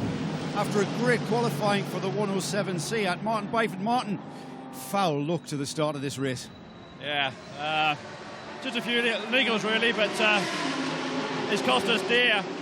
The car just shut itself down into some kind of limp mode, and that was it. Parked by the side of the circuit for 20 minutes or so. So we've got it back. The guys seem to have found the faults with the system, reset everything, and we've sent it off again. So at the moment, we think we've fixed it. We'll find out. Just one of those electrical things that just happened, no reason. Just a gremlin, yeah. One of those things that's never happened before. You get to a 24-hour race and it spikes itself up. So don't know. I mean, the Seat Cupra car, the Seat Leon, I should say, is in relative terms quite a basic car. But when I say that, they're still a very complicated piece of kit, aren't they? Yeah, they are. They're not just a road car converted. Seat have done an awful lot of development work with the car to make it an out-and-out racer. You know, it's not a road car converted. It's a race car built ground up. So yes, it's not road car parts right the way through. So yeah, there are niggles and bits and bobs that creep in sometimes. All race cars give you grief from time to time. So I remember you did the Seat Cup back in the UK in 2008. Yeah. Oh, I'm good. Different car though. What's the latest iteration like? From the car we had in 08 was upgraded by quite a few times to the sort of latest generation of that car, and then this one's a couple of years on from that, so it's kind of a natural progression into the latest shape of car to match the road car, and it's kind of just moved on that little bit as things tend to over the years. It's a great race car, really is a good race car. You can pick it up by the scruff of the neck and drive it, and when you drive it hard it rewards you, which is exactly what you want from a racing car. Yeah, and it's great that we've got 10 of them out here. You know, really good having good competition in the class. You know that if you're doing the job, you're quicker than everybody else because you're doing a better job. And also, Martin, I know you personally, and I know you like the engineering side of things. What differences have gone into the car to make it into an endurance racing car rather than a sprinter?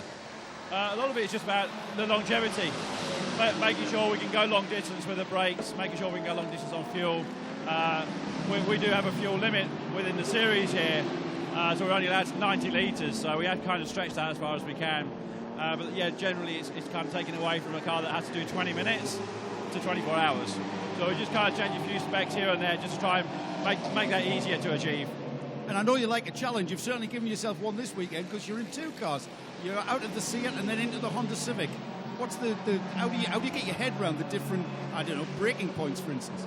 Well, actually, they're not that bad because the Civic's actually really, really good on the brakes. It's better. It's probably the best car in its class on the brakes. So you can actually go deeper in the Civic than you can in the Seat. It's quite handy that one is left-hand drive and one is right-hand drive. So it's like when I sit on the right, okay, yeah, I'm in the Civic. When I sit on the left, I'm in the Seat. It's kind of a mental thing. You kind of just switch from one to the other. It is a bit of a challenge with the difference in speeds and different grip levels. But I'm now on my downtime, so we've worked out how much time I have to be out of the car, and we know that when I can get in the Honda, if need be. The Honda's into his second stint at the moment, so he should do a full 2-hour stint, and then I'll jump in there. Good luck with that one. Thank you. Thanks for talking to us, man. Cheers. Thanks. Yeah, unfortunately, of course, a lot of his stint, he was sitting at the side of the track, and you've got to have 2/3 of the time that you spend in the car out of the car before you get into any other car, not necessarily just back into the same car. So Martin Byford in enforced downtime at the moment, and as he was mentioning there, the Seat Leons and gaggle of them heading down towards the first corner, and 103 is going nicely. Thank you very much for the Zest Race Car Engineering. In A3T, they really have been a force to be reckoned with. 96 car which lost its rear valance earlier on, causing a code 60. Also circulating well at the moment. The class has been led by the number 98, and that is the NKPP Racing, the black and silver Seat Leon Cup car. Geese Best and Handy, Harry Hilders. Roger Gould started the car, and it's Harry Hilders who's at the wheel at the moment. And inside the top 20, that car at the moment, with its nearest competitor, they're on 62 laps, and nearest competitor, A3T, is down on 60 laps. So, and that is the number 88 car, the Vela-driven car, which is that is the RCA Racing car. Paul Truswell is watching the times, and at the moment Tom Onslow Cole just doing what you suggested he might, to be honest, Paul, just easing away gently, not taking huge chunks of time. In fact, last time around he was about half a second slower. Traffic there clearly causing him a problem. But in second place, the number 7 Porsche, just about holding on. Daniel Allemann, the Swiss driver, Hop Swiss for him too, holding on to him. But just, it's an unequal task at the moment. The Ram Racing car just sneaking half a second here, 3/4 of a second there. Yes, Tom Onslow Cole actually yet to match the fastest lap that Thomas Jaeger did earlier on in the car, but nevertheless it's all about consistency, and at the moment Thomas being able to bang in 53 second lap times from time to time, 53.9 on his last lap, 53.9 2 laps ago. In between that there was a 56.6, a 54.0, a 54.3. So he's being consistent, which is what he needs to be. And whilst Paul was talking about that, we have a problem for the 32 Ayrton Intermotor Dodge Viper Competition Coupe. Car very slow towards the end of the lap. I was looking to see, while Paul was giving you Tom's times there, if there was an issue. It looked like the right rear wheel wasn't looking very good as it came round the last couple of corners. Car coming into the pit lane, 52nd position for that car, and it's come to, oh, it's a left front puncture. I'm terribly sorry. I've just realised there, as the sun shines on the front wheel, and the clue was a new Hankook for the left front end. That was why it was being driven so slowly, and I wondered why the car didn't look like it was particularly happy. Behind the wheel of that car is Jesus Diaz Villa. Behind the wheel of that car at the moment, it is Jesus Diaz Villarreal. So that car's come to a halt. The 32 car come to a halt down by Joe Bradley. it has, and the engine's still running. Car just going up on the jacks there. It's been static in the pit road for a considerable amount of time. Just see the damaged left front wheel just being taken off the car there. New tyre going on. They are not going to change anymore, so just the left front being changed on this number 32.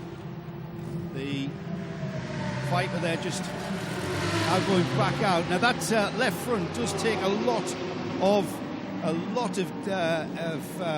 harm on this circuit. It's a predominantly right-handed track, and as you can see there, the sidewall's just given in. Now, whether that's a bit of a severe and a harsh camber, a bit of an aggressive setup, maybe, it looks like the sidewall's given in, and a total damage all the way around that sidewall. That, for me, is an aggressive camber that's caused that. Not that Joe would have ever done anything like that in his past life as a team manager. Joe's right, though, the left front taking all the punishment here. A lot of very long radius right-handers, Paul, where you're leaning on the front of the car for a very long time. And tyre management, of course, Hankook providing all of the tyres for this International Endurance Series, the FIA International Endurance Series. They take this very seriously indeed. DTM tyre supplier as well now, of course. The 21 SPX leader is the 15th position car, the Sportec Motorsport Lamborghini. I'd expected that to be further up, actually, John. Certainly the Lamborghinis were pushing the top six, weren't they, earlier on? But I think possibly the extra weight plus, dare I say it, Lamborghini unreliability is beginning to stop them. But meanwhile, at the front, I do fancy... Oh, Bernd Schneider's done it. I was going to say Bernd Schneider's going to try and get past that Porsche, but he's now done it as they went through at the completion of that lap. So Bernd Schneider up into second place with the Mercedes number 2, the HP Mercedes, up into second place ahead of the Porsche number 7, which goes back to third. Down to Joe in the pits. Well, we've just seen the damaged tyre to the left front of the Dodge Viper, the number 32 car. Jean-Michel Jerome. Jean-Michel, you were in the car when that occurred. Did you hit anything, or was that just... I really felt nothing. I'm very surprised to see a puncture here, because it was going very well. I was losing power because of fuel from the tank was going on the left. Then I put the pump, came back, and then there was a puncture. Really didn't feel anything. And you've had no previous tyre problems through qualifying and practice? In the first tyre problem, we've got the first car went with new tyres, and these tyres were the tyre in practice yesterday, which they made about 10 rounds, so they were quite new, and also with in pressure, with good temperature. The car was feeling well, not too much sideways, and sticking to the road. It must be great driving the Dodge Viper here at the Circuit of Catalunya. It's great to see a Dodge Viper in any kind of endurance sports car race. Could you tell us a little bit about the car and where it's come from? Has it got any history? This Dodge is a very, very safe car, and it's very powerful. So we are not changing too much gear. We stay third gear and second gear. Sometimes we put the fourth, and it's like a truck. It's really, you have so much torque that you go down and it stays, and it's going well. And we're working for a good fiability of the car, try to finish the 24 hours, and we stay in time between 2 and 2:05, and maybe we can be at the end. It's a big thank you from all the fans for bringing the Dodge Viper here. Thanks for talking to us, Jean-Michel. Sorry, start again. I said thanks for bringing the Dodge Viper. Pleasure. Just a moment or two ago, I mentioned a gaggle of Seat Leons, and Adrian Michael Rees said, surely it's a pride of Leons. Yeah, yes, of course. It's far too early for that kind of punnery at the moment. And no doubt Martin will think of it later on as well. It is the 24 Hours of Catalonia, the penultimate round of the FIA International Endurance Series. Our BRM official timing shows that the number 30 Ram Racing Mercedes-Benz has now a 50.5 second lead over not the Porsche of Daniel Allemann, but indeed Bernd Schneider in the number 2. Paul mentioning just a few moments ago that Burns had brought the Benz into second position. The Porsche number 7 in third. 32 and 7, 32 and 7 are your top three, separated by 52 seconds. Chantal Kroll in fourth position is the fourth of the A6 category. And remember, that car running to a different balance of performance, so with the minimum reference lap time, but still keeping the leaders just about in sight. Best of the SP2 cars is in fifth position. That's the 149, the Corvette, that triple tone car, two blues in the white section in the middle. The 997 leader, still that 54 Porsche, going very well indeed for DriveX. And that at the moment has got behind the wheel Daniel Schneider. It's one of the Brazilians, all Brazilian crew in that Spanish entered car. In the 997 class, by the way, they're just a couple of places further ahead of three of their competitors, that being the 55, 17 and the 59. All of those Porsches within striking distance should there be an issue for that DriveX car. In SP3, it's a great battle that's going on from 14th position down over. Willie Moore in the 163 Optimum Motorsport. Ginetta is leading it. Martin Short now into second in the 173 BMW, the Roll Centre car, well inside our top, or well onto our top timing page, 20th out of the 23 that we can see on there. The F5 leader is on the top page as well, and that is now the still should I say, yes, the 146 car. That's the Saxon Motorsport BMW, John, which Jamie Morrow is driving. And that is a diesel car. That's the 135D GTR, as they call it. The SPX, which is effectively the Lamborghini Huracan class now, is led by the 21 car as it was. And I have mentioned Martin Short a moment ago, and the car has come to a stop out on the circuit. And Martin Short, in his best Spanish, is trying to explain what the issue is to the marshal alongside his driver's door, saying, "Give me a push," supported by Wollaston BMW on the rear wing, which are a splendid BMW auto and motorbike dealership just on the outskirts of Northampton. And hello to the guys down there if they're watching or listening. They've not seen me for a little while, mainly because my K1600 GT motorcycle has been doing what BMWs do and just trucking on, not needing any issue. Down at the first corner where... Yes, it was. Yes, sorry, I should have said that. To a halt, wasn't it? Yes, no sooner did you say how well he was doing. He's still actually being shown in second in the class. Dropped down to 24th position. And in fact, he's just lost second in class to the 165 car, Paul, has gone through a moment or two ago. The 165 is the Vantage Racing Aston Martin. Dan Brown, Angelos Metaxa, Christopher Kemp and Tom Black, the Scotsman, in the car at the moment. So that's very much a battle of guys who will know each other. It's got a feeling that's the car that Hugh Chamberlain's running, isn't it? And has had that stop-go penalty early on. Penalty, so we know not what. As you were saying, it's a matter of making ground from earlier problems very often. Tom Onslow Cole has now been driving for an hour and 14 minutes, and he's done 35 laps, which is practically the same. Thomas Jaeger earlier on did 37 laps behind the wheel of the Ram Racing car, number 30, so it wouldn't be at all surprising if Tom was in, I would say, within the next 3 laps at most, but they will have their own schedule, but certainly it won't be long, I don't think, before we get Tom Onslow Cole in for a routine pit stop. Well, the Nissan Navara pickup truck has reached Martin Short and is going to give him a drive. He's going to have to go around the whole lap if he's going to get back from there. It's very unfortunate for the Roll Centre BMW. This car acquired by Martin and the team has... The chassis was a Silverstone 24-hour race winner, and Martin's continued to improve it.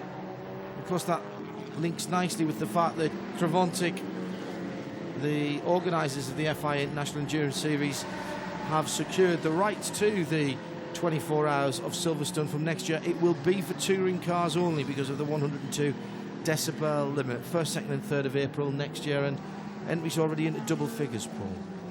The problem that Martin has, isn't it, is that the car was parked on the outside of the circuit, and he's been picked up by the tow truck, and he needs to get somehow back onto the inside of the circuit. I can't imagine they're going to take him all the way around the whole track, but unless there's a tunnel which they can bring him under, I'm not quite sure how they're going to deal with that one. Let's quickly link down to the pit lane. We mentioned the 165 Vantage Racing Aston, just gone up into 2nd place in class. Got a little bit of a stop-go penalty earlier on. Joe Bradley has caught up with the man with the stopwatch and the cans on, and that would be Hugh Chamberlain. If it's the 165 Aston Martin, the Vantage Racing Aston Martin, we want to find out anything about, then Hugh Chamberlain here. He's the team manager. Hugh, you mentioned earlier about being caught out by some code 60s and incurring a penalty. Can you give us the details? Well, no, we didn't get caught by a code 60.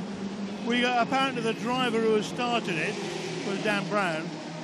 He apparently overtook before the start line, which is pretty stupid for a race driver, but then he's a race driver. So after about an hour or so, we got this little bit of paper that said, you've got to come in for a 10-second penalty.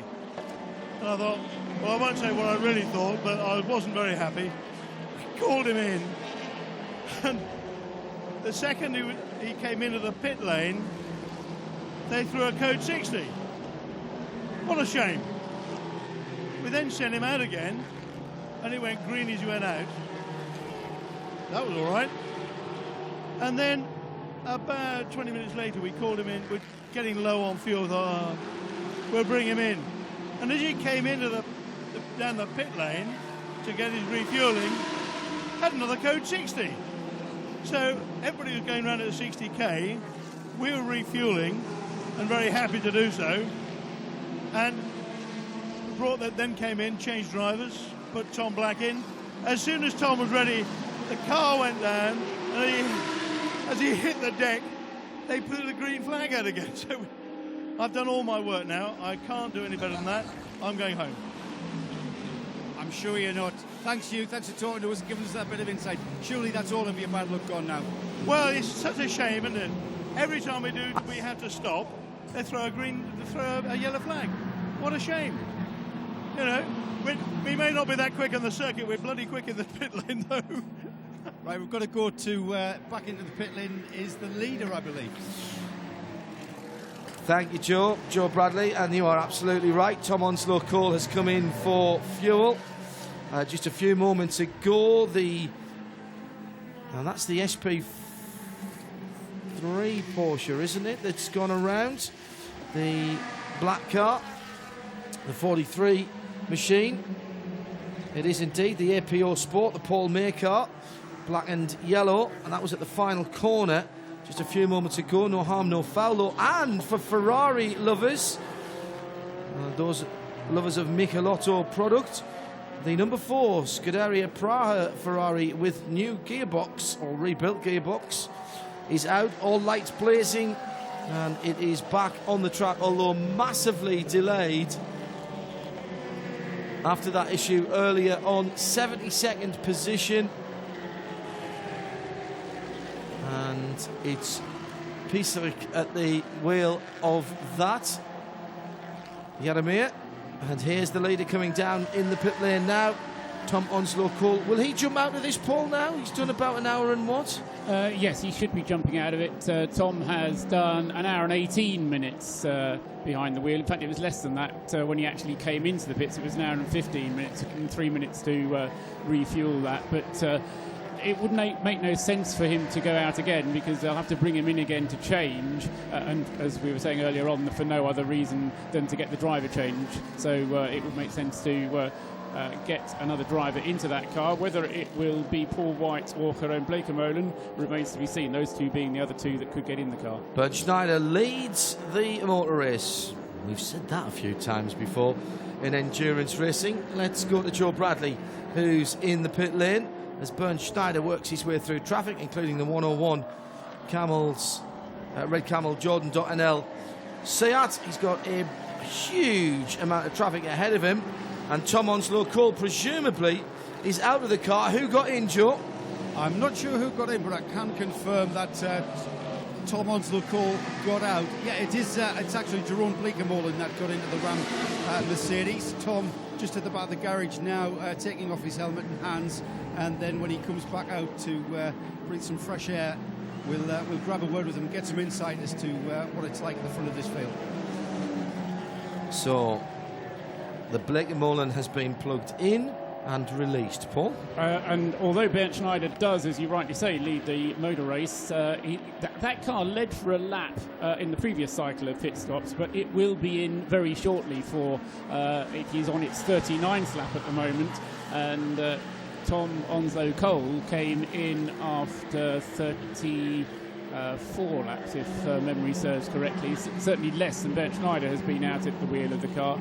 So we'll be expecting Schneider in 37 laps that Tom Onslow Cole did, and Schneider, as I say, having currently done 39. Coming towards the end of our first tranche of broadcast television, although of course our coverage of the Hankook International Endurance Series continues on 24hseries.com and radiolemans.com in sound and vision. We mentioned the Pride of Leon's earlier on, collective nouns for some of the cars here. How about a tonic of Ginettas? Oh, yes. Yeah, yes. Very good. That was a tweet to @Specutainment from Not Right Away. Thank you, sir. We like that a lot. Let's round you up one or two of the stories then, as we're coming up to 2:45 in Central Europe, and as I say, towards the end of this first broadcast TV. Bernd Schneider then is leading the motor race by 13 seconds from the Porsche in second, the 7 car, 2 Mercedes from 7 Porsche, from 10 Mercedes-Benz, and that's Chantal Kroll leading the ladies' club at the moment in third place. The best of the SP2s now in fourth position for the Corvette number 149. Jeroen Bleekemolen has just been plugged into the Ram Racing Mercedes-Benz in fifth position, just off the lead lap for a moment, but there are cars ahead that owe us a pit stop. In the classes, we mentioned the SP2 leader, 997, is still the Drive X54 Porsche in 8th position. The SP2 leader is in 13th position, that's the number 93 car. That's the Mark Cars Australia car, and they have been just generally coming up through the standings. That's how it stands here at Catalonia.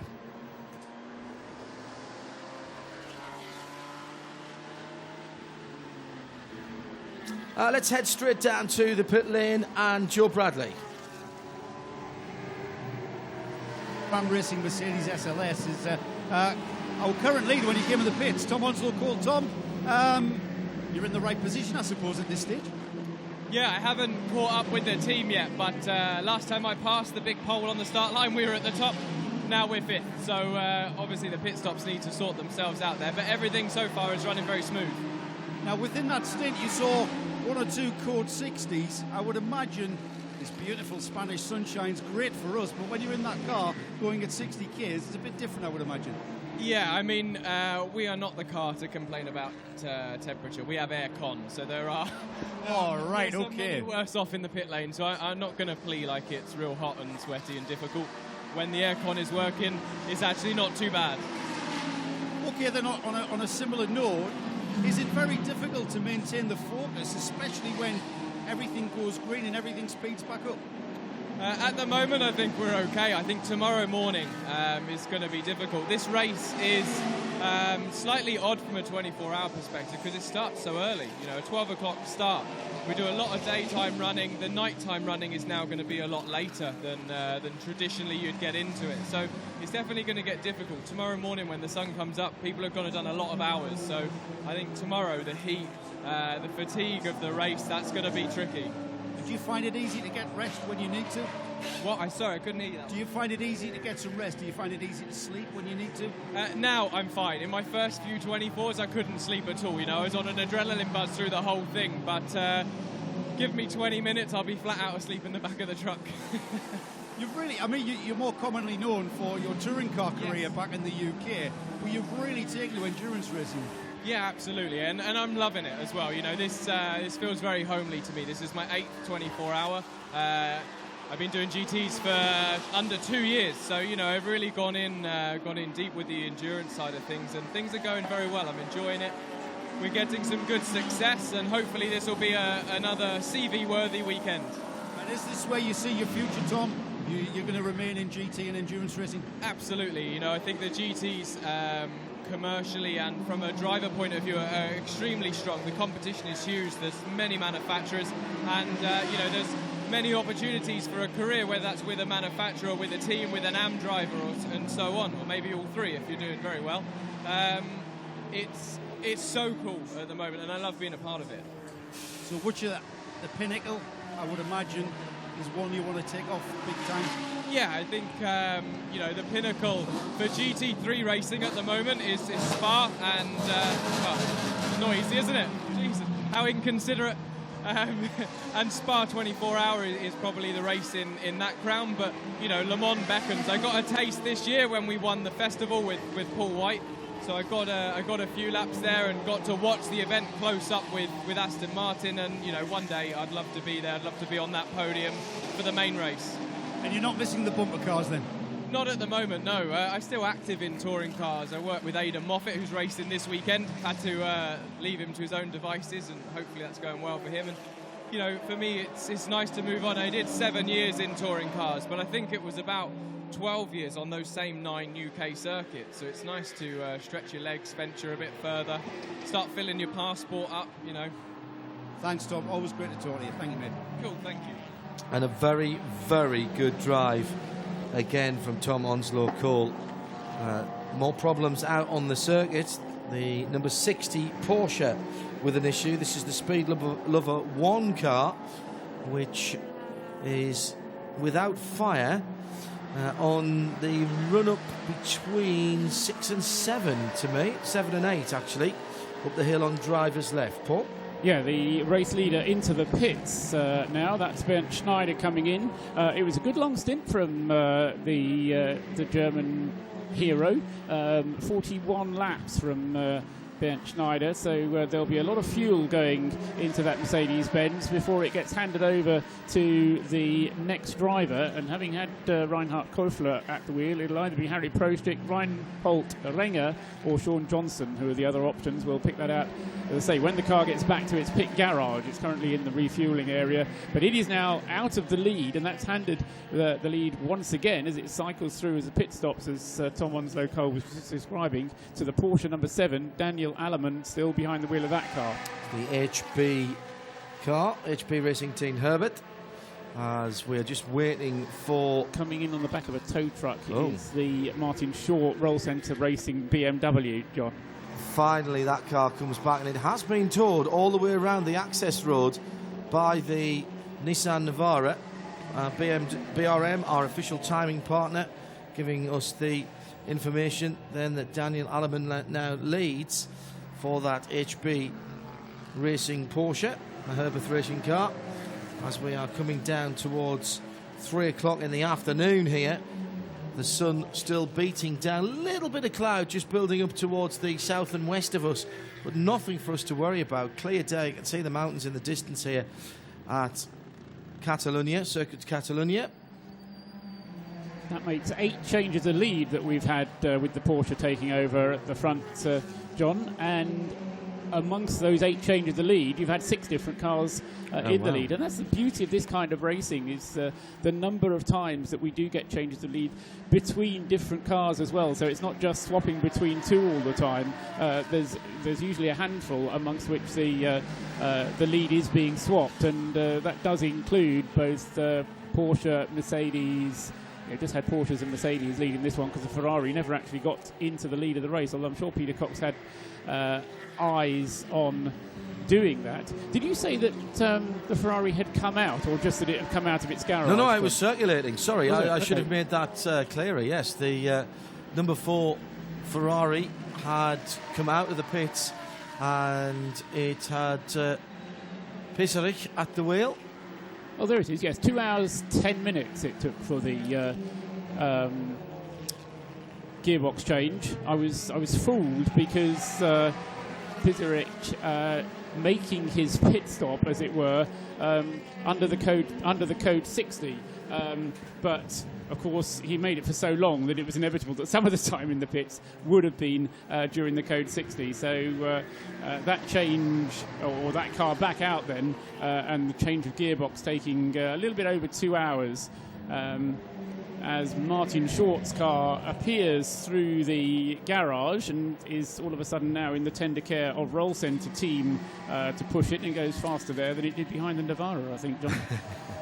Martin will be fit to be tied by the time that car gets back. Immediately realised there was an issue with the car. Joe Bradley is down in the pit lane as the white Roll Centre BMW M3 is being pushed back towards. Is Martin still behind the wheel, Joe? There's certainly someone behind the wheel. I'm not sure Yeah, if it is he Martin. is. I can't imagine. No, well, if it's a driver, it's still Martin. It won't have changed. Yes, it is Martin. I can see now it's a helmeted driver. So There's that no damage to that car, Joe, is there? Doesn't look like it from, and I'm kind of got the angle of the right front corner, so unless the damage is on the left rear, no, like it at all. In fact, I'm in the area of the 173 BMW's garage, waiting for the arrival of the car. It has arrived now, right in front of us. Can confirm it is Martin Short in that distinctive open face with the balaclava in historic style. No damage whatsoever, and if he had incurred anything and hit anything, there would have been certainly signs, because you've got those winglets coming off the rear wheel arches, and there's the clue, bits of gravel and the like on the car. We'll get a word with Martin though when he gets settled and reports to the team exactly what the issue is. Meanwhile, the Porsche then leading the race by just over a lap, isn't it? Yes, it's a lap of a lead that Daniel Allemann has in the HB Racing Team Herbert Porsche, and so he will be coming in. He's currently on his 31st lap out of what will probably be 37, I'll take a guess. And as I say, then Daniel will be bringing that car in. In the second place car, it's still number 10 car, which is in second place, which is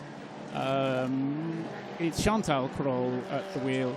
Chantal Kroll at the wheel of that car at the moment then, in second place, and that car still lapping within its bracket time of 1 minute 55, and Chantal is keeping the times well above that bracket that she's necessary, more around 1 minute 59s than 1 minute 55, so that car's safe, but bubbling up to the top of the times as the pit stop interval kind of unwinds itself. And I think we'll probably have around about 15 minutes or so before we see both of those cars coming in for their pit stops, and that will then enable Ram Racing to take up their position that they feel is theirs at the top of the field, and taking up his position that he feels is his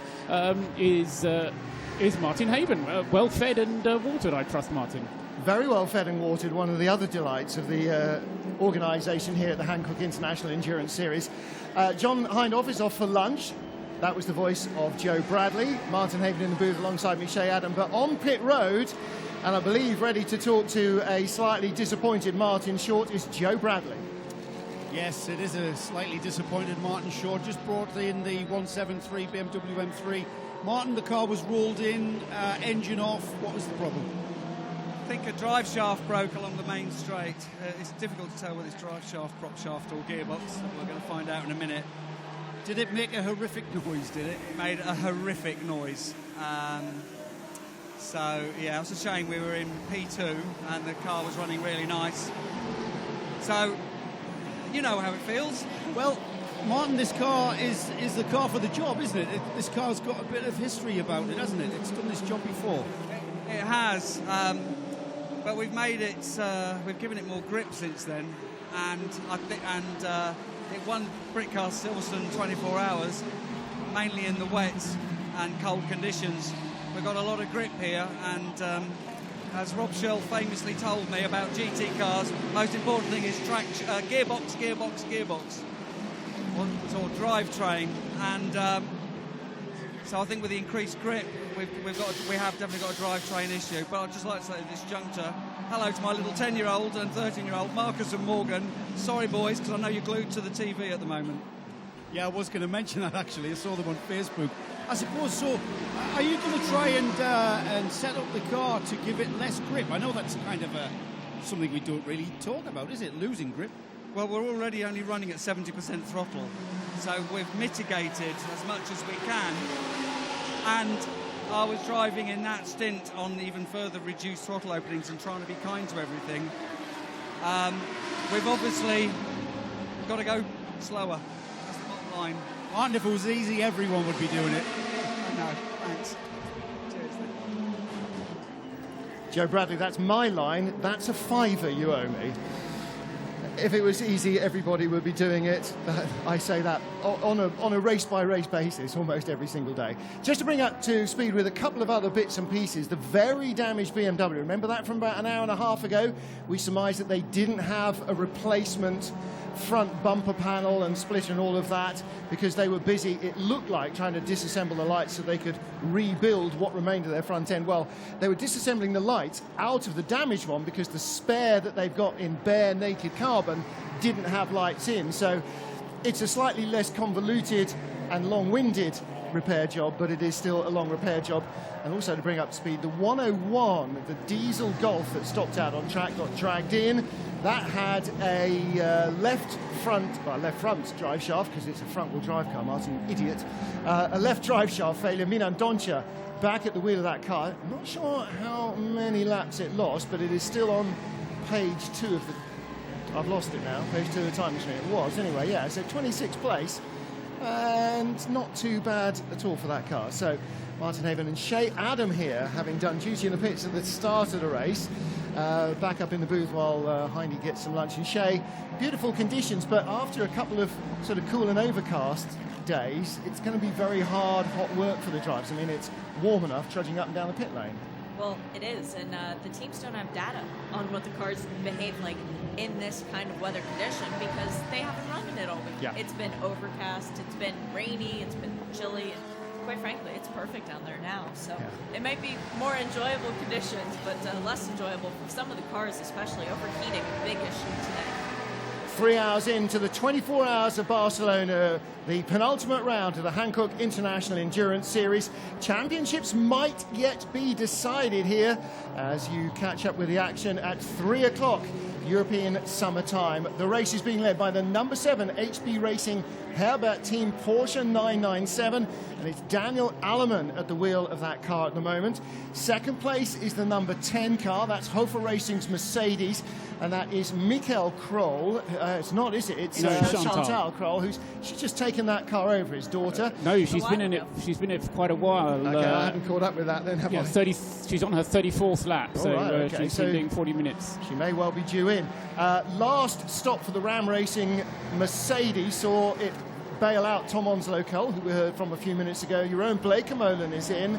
That car lies in 3rd place. 4th place is car number 2 now. That's HP Racing's Mercedes, so another Mercedes. Ben Schneider's done his stint, and currently it's Sean Johnston of USA at the wheel. 5th place is car number 33. These are all cars in the A6 category, which is expected probably to produce the winner. And again, lots of Mercedes SLSs. This is another one. This is SPS Automotive Performance's car, and that is Valentin Pierberg of Germany who's driving that car. So that's your top 5, all A6 class cars, all Mercedes. Except for the leader. Except for the leader. Thank you, indeed. In sixth position, when you go away for an hour and come back, everything's changed. In sixth position is a car I have not talked about all weekend so far, the ARC Bratislava Porsche 997. Miro Konotka, Matej Konotka, Zdenko Milasko and Miro Hornak are the drivers, and it's Mikuláško who is in the car. That leads in the SP2 class. 6th overall, 7th, another class leader, and there's a close little battle at the top of 997 between the 59 car, the Classic Motors 59 car, and its sister car. Both are Porsche 991 Cup cars, and it is the 56 car that is currently leading, Fabio Spirici, their third driver, ahead of the third driver in the sister car, Fabrice Motari. Leads by about 1 minute and 22 seconds currently, Martin. And I think Fabrice and Mark Fagianato are the only two monegascs in the field. I might be wrong. And as I was looking across my piece of paper, Shay was pointing. Sorry about that, it's a bad habit. The 22 is off, and that is one of the Lamborghinis, one that actually started from the back of the field because they had to do an engine change late last night, so they didn't get out for night practice. None of their drivers have driven at night at the circuit this year, and unless they can get that thing moved pretty quickly, it looks like they might not be driving at night. Well, that's Isaac Tutumlu, who is at the wheel of car number 22. Little indicating panel in the rear window shows that it's in 18th place at the moment, and that won't change until it crosses a data strip again, but his position certainly will change because cars are going to go streaming by him. That car was in the SPX class like all the other Lamborghini Huracans. So we've done A6 SP2 997 leader. SPX class leader is the number 21 car that was started by Milos Pavlovic, and currently Pampani is in it. Roberto Pampani. So has Nicholas Sturzinger driven that already? No, because Milos did a double. He did 2 hours at the beginning, didn't he? So can't have done. That's right, yeah, number 21. That's the one you're talking about, isn't it? Yes. Yeah, no, that's just had 2 of its drivers in it so far. SP3 class leader. SP3 is for special cars, mainly GT4 and cars which are not accepted in any other classes. So a number of sort of catch-all categories. And that has been reliably the leader all the way through, almost from the very first lap. And that's car number 163, and that is the Optimum Motorsport Ginetta. 8 Barwick, Bradley Ellis, former British GT champion, Flick Haig and Will Moore. Not sure that Flick Haig has driven that yet, so Will Moore in the car at the moment, leading in SP3. What other classes have we got? SP2 we've done. A3T, now the leader again, the 95 car, as it was at the top of the last hour. That's the Ogilvy Dual Racing Seat car, which Phil Quaife started and shares with the Moutran family from the United Arab Emirates, Sami, Nabil and Ramsey. Ramsey was in last time I looked at it, and he still is. Okay, so he's doing a long stint. So that's A3T. A2 is your next class, Martin. Yes, it is, which is 115. number 115, yeah. which is the K-Reiser team, the travel team from Denmark. Jakob Christensen, Jan Engelbert, Per Poulsen, and Klaus Bertelsen. It's Per Poulsen who currently drives that car, and it is, I've lost it now, 36th position, leading A2. I've done A5, so we're now... A5 leader you're about to do, because he is next one up, 37th overall, the number 146 Right. Saxon Motorsport Diesel BMW 130. Okay, so who was the A5 leader that was in the top 20 when I went to lunch, and what have you done with him? That would have been the number 75 Hoffa Cooper Racing. No, that's never been on page 2. That's always been... That was the one that didn't start, wouldn't go, refused to leave the pits. Drivers and team managers were summoned to the pit lane. No, that's been the pariah. Was it 78? Yeah, 78. It was Dave Cox and family in the WEC Motorsport car. Now, they got summoned to the stewards as well, and they are now down in 48th place as I go on to page 3 of the timing screen. And 137 is our last class leader. That is the Kaukas Racing Volkswagen Golf, and it is currently Kęstutis Vilkas of Lithuania It's a 4 Lithuanian driver team, and it is Katsitas Luthas who is at the wheel of the car at the moment, leading D1. Worth keeping an eye on it, though, Martin, because it's only 10 seconds ahead of the second place car in D1, which is the 139 RCN Motorsport Seat Leon. So those two very close, and I wouldn't be surprised, actually, looking at the lap times, if the next couple of laps we might see the 139 catching up, the Seat Leon diesel car catching up with the 137. So that's one to keep an eye on. You're absolutely right. Now, the other thing is that the 139 has only made 1 stop, whereas the Lithuanians have made 2. So the 5 Hungarians in the 139 Seat versus the 4 Lithuanians in the diesel Golf. Yes, they're catching, but owe us a stop, and have already, their last stop was 6 minutes 57 compared to 1 minute 38 of the Lithuanians. So I'm assuming the Lithuanians did driver change only, possibly on the last stop, whereas the last stop for 139, the Hungarian crewed car, would have been a queue in the fuel station and a driver change at 7 minutes pit stop. Incidentally, just leaving the fuel station is a car I need to talk about, which is the number 163, the Twisted Ginetta.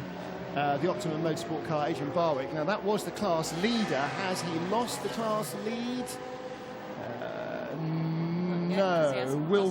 Will Moore was in the car, and their next rival, James May, in 43, was 20th to their 18th, and 2 minutes or so behind. So that could result in a class lead change. Meanwhile, one of our 2 Astons is being dragged out of the gravel. You're shouting at your television screen going, come on, Martin, catch up with the pictures. That's the 170 car. And who's in that second Speedworks entry? John Gilbert. Devon Modell was driving it. Dan Jones and Ross Warburton are the other drivers in the car. And Devon, when I looked at the screen last, was in it.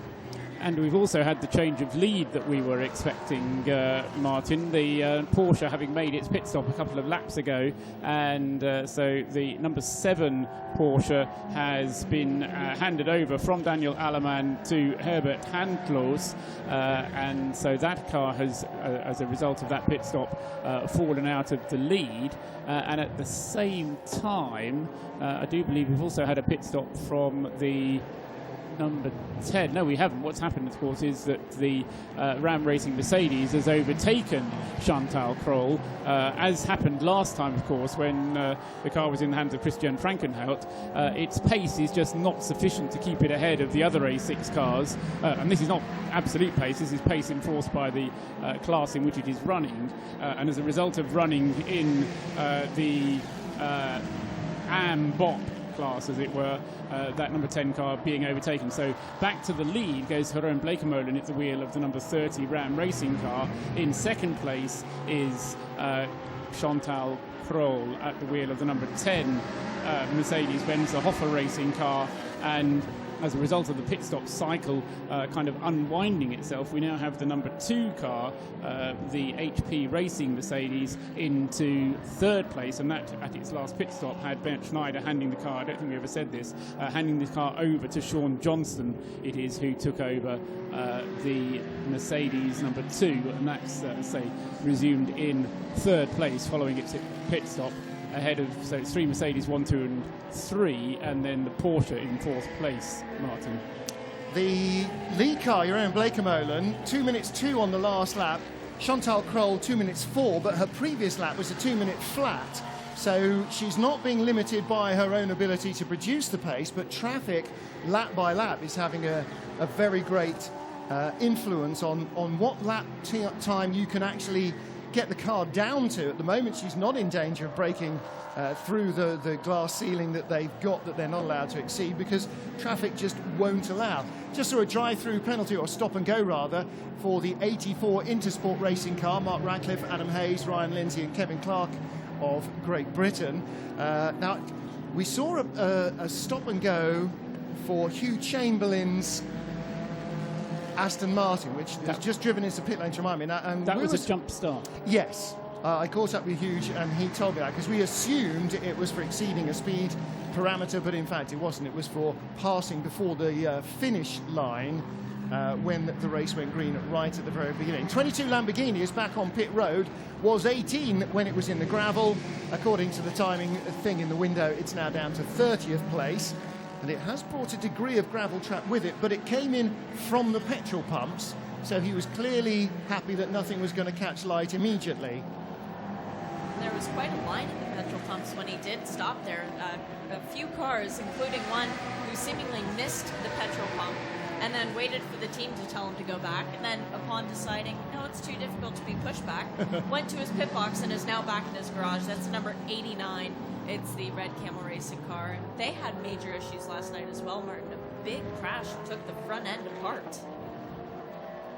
Well, down in the pits, Joe Bradley catching up on trouble-making cars. Number 22 machine was the Leipert Motorsport Lamborghini Huracan, which we saw in the gravel. Isaac Tutumlu brought it in. Joe, what do you know? Yeah, well, the front of the car, it's the bonnet of the car at the front has come off, and they are looking for what looks like a leak of some kind on the braking system, I think, because they're at the area where the brake reservoir is.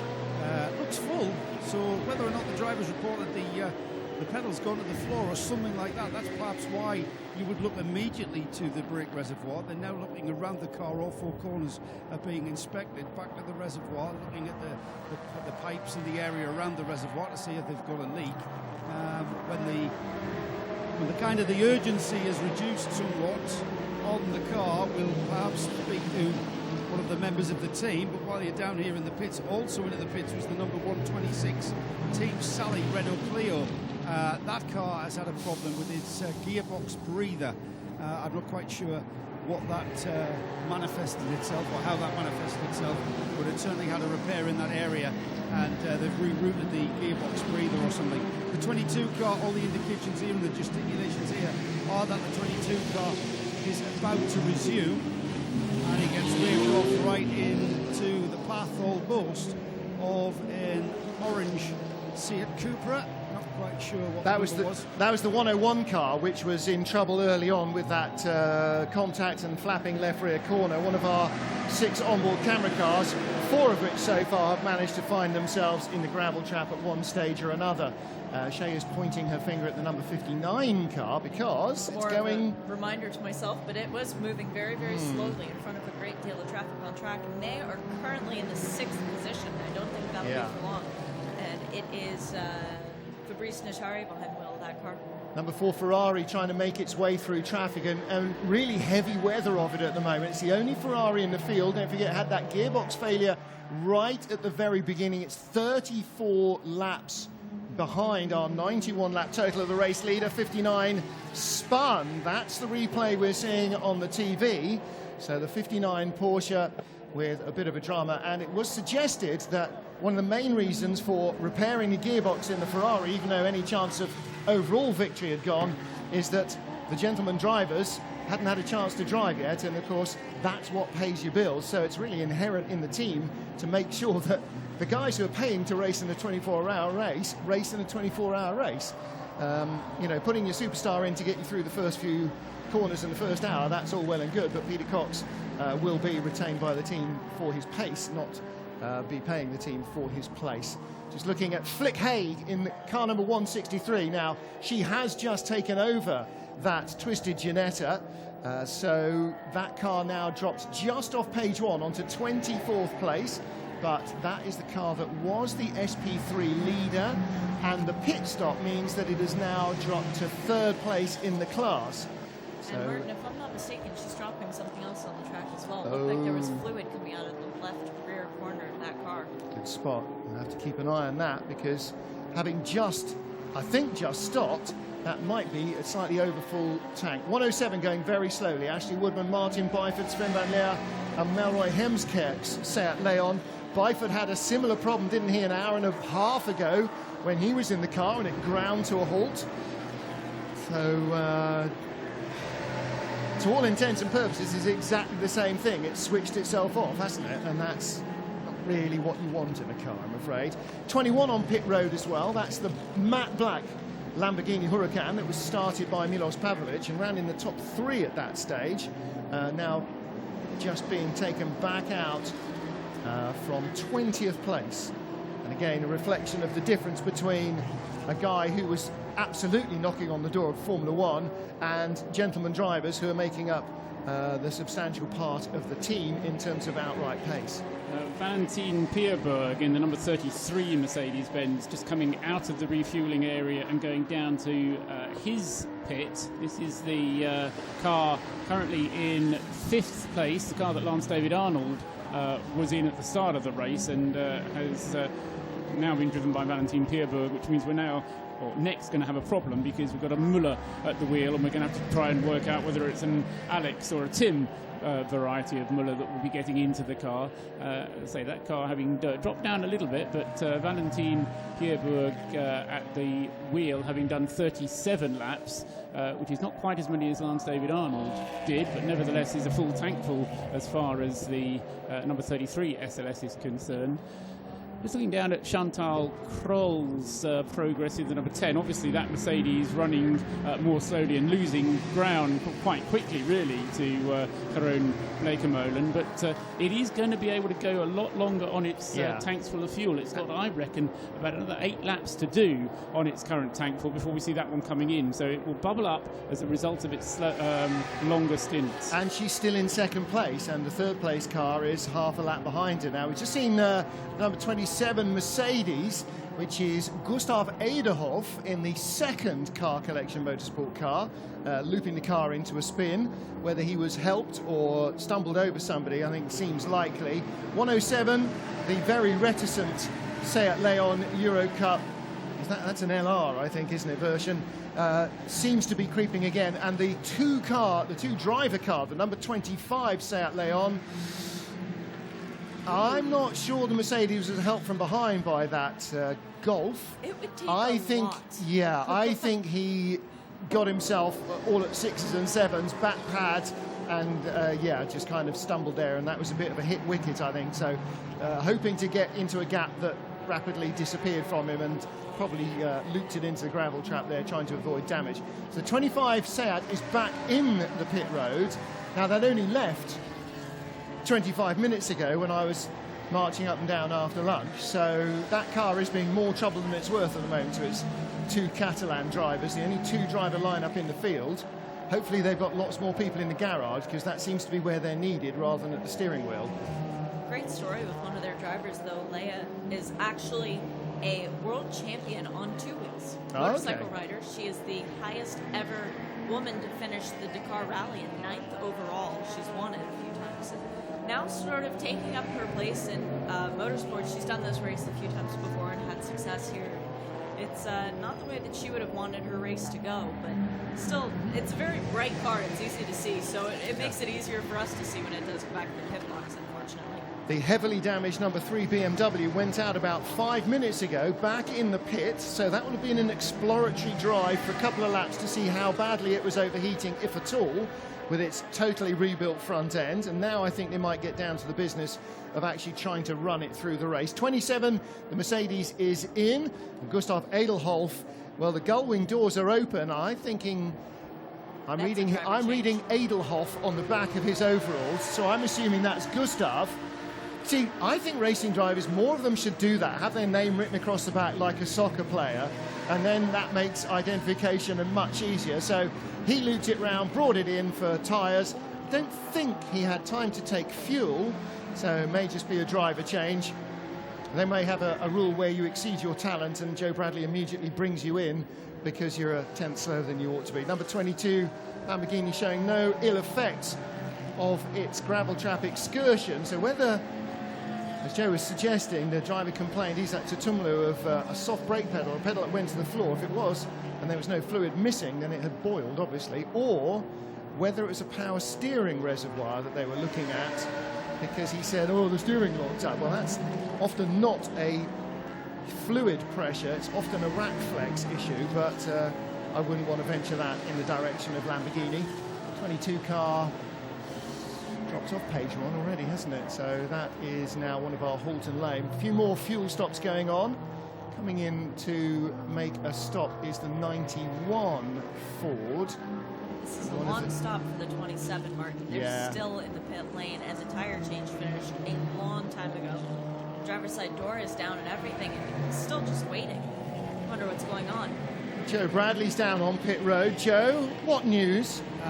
News is you were correct, because you can see from where you are, I would imagine, driver change.